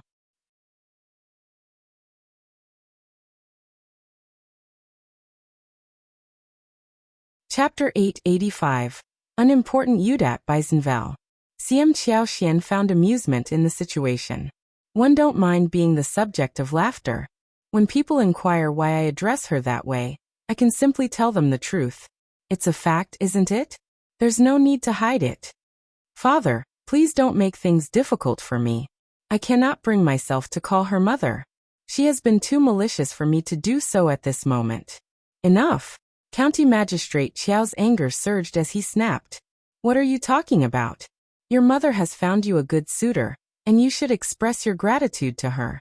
The past is in the past, and you are doing well now. What more do you want? Are you blaming me as well, father? Qiao Xian was about to respond when Xiao Yunduan interjected. Whether my wife forgives you or not is inconsequential. County Magistrate Qiao was taken aback, suddenly realizing that he may have misspoke. If he were to ask for forgiveness, did that imply an admission of guilt? He was her father, and he believed he had done nothing wrong. Parents held the utmost authority in a family. He had given her life, raised her, and secured a good marriage for her. Everything seemed perfectly reasonable. He saw no fault in his actions. County Magistrate Qiao promptly aligned himself with the perception of reason, standing tall. Xiao Yunduan didn't let the matter rest. Father-in-law, if you genuinely seek my wife's forgiveness, you should ask for it, shouldn't you? Ask for forgiveness? County Magistrate Qiao was far from pleased. Why must he ask Qiao Xian for forgiveness? I am her father. Qiao Xian sneered, her voice dripping with sarcasm. Indeed, and that's why we need to put on a good show, at the very least. County Magistrate Qiao's heart skipped a beat. What do you mean by that? Xiao Yunduan stood his ground. That is precisely what we mean. You. County Magistrate Qiao trembled. A mix of surprise and anger coursing through him. A good show? Yunduan, do you even understand what you're saying? You're not even an official yet, and you're trying to distance yourself from me? Do you realize how difficult it is to succeed in government without any connections? County Magistrate Qiao was both furious and scornful. He had expected this son-in-law of his to be of assistance, but here he was slipping away before even joining their ranks. This impractical man wouldn't go far in life. I don't care about being an official. I care about my wife. When Xiao Yunduan uttered those words, County Magistrate Qiao instantly lost interest. His disappointment grew, and he began to look down on him. How lacking in ambition. How narrow-minded. Well, he was from the countryside after all. His horizons were limited. He didn't understand how to strive for progress, and mistakenly believed he had reached the pinnacle by becoming a mere recommended man. County Magistrate Xiao sneered, feeling that he had misjudged Xiao Yunduan. What a short-sighted and absurd man. In that instant, County Magistrate Xiao gave up on Xiao Yunduan. He had contemplated teaching him the ways of an official in the government office, even considering providing him with a recommendation letter to meet the Qiao family in the capital, or relying on their support. However, his interest waned completely. Let this man encounter difficulties in the capital. Only then would he understand the challenges a real official must face. At that time, he would come to realize the childishness and absurdity of his current words and actions. You're tuning in to the Li Mei's Wuxia Whispers YouTube channel. We're so grateful for your support, and don't forget to subscribe to join us on this incredible journey through captivating stories. Your generosity through donations truly makes a world of difference, as it's the primary source of revenue that allows me to expand and enhance this channel for you. Thank you from the bottom of my heart for being a part of this adventure.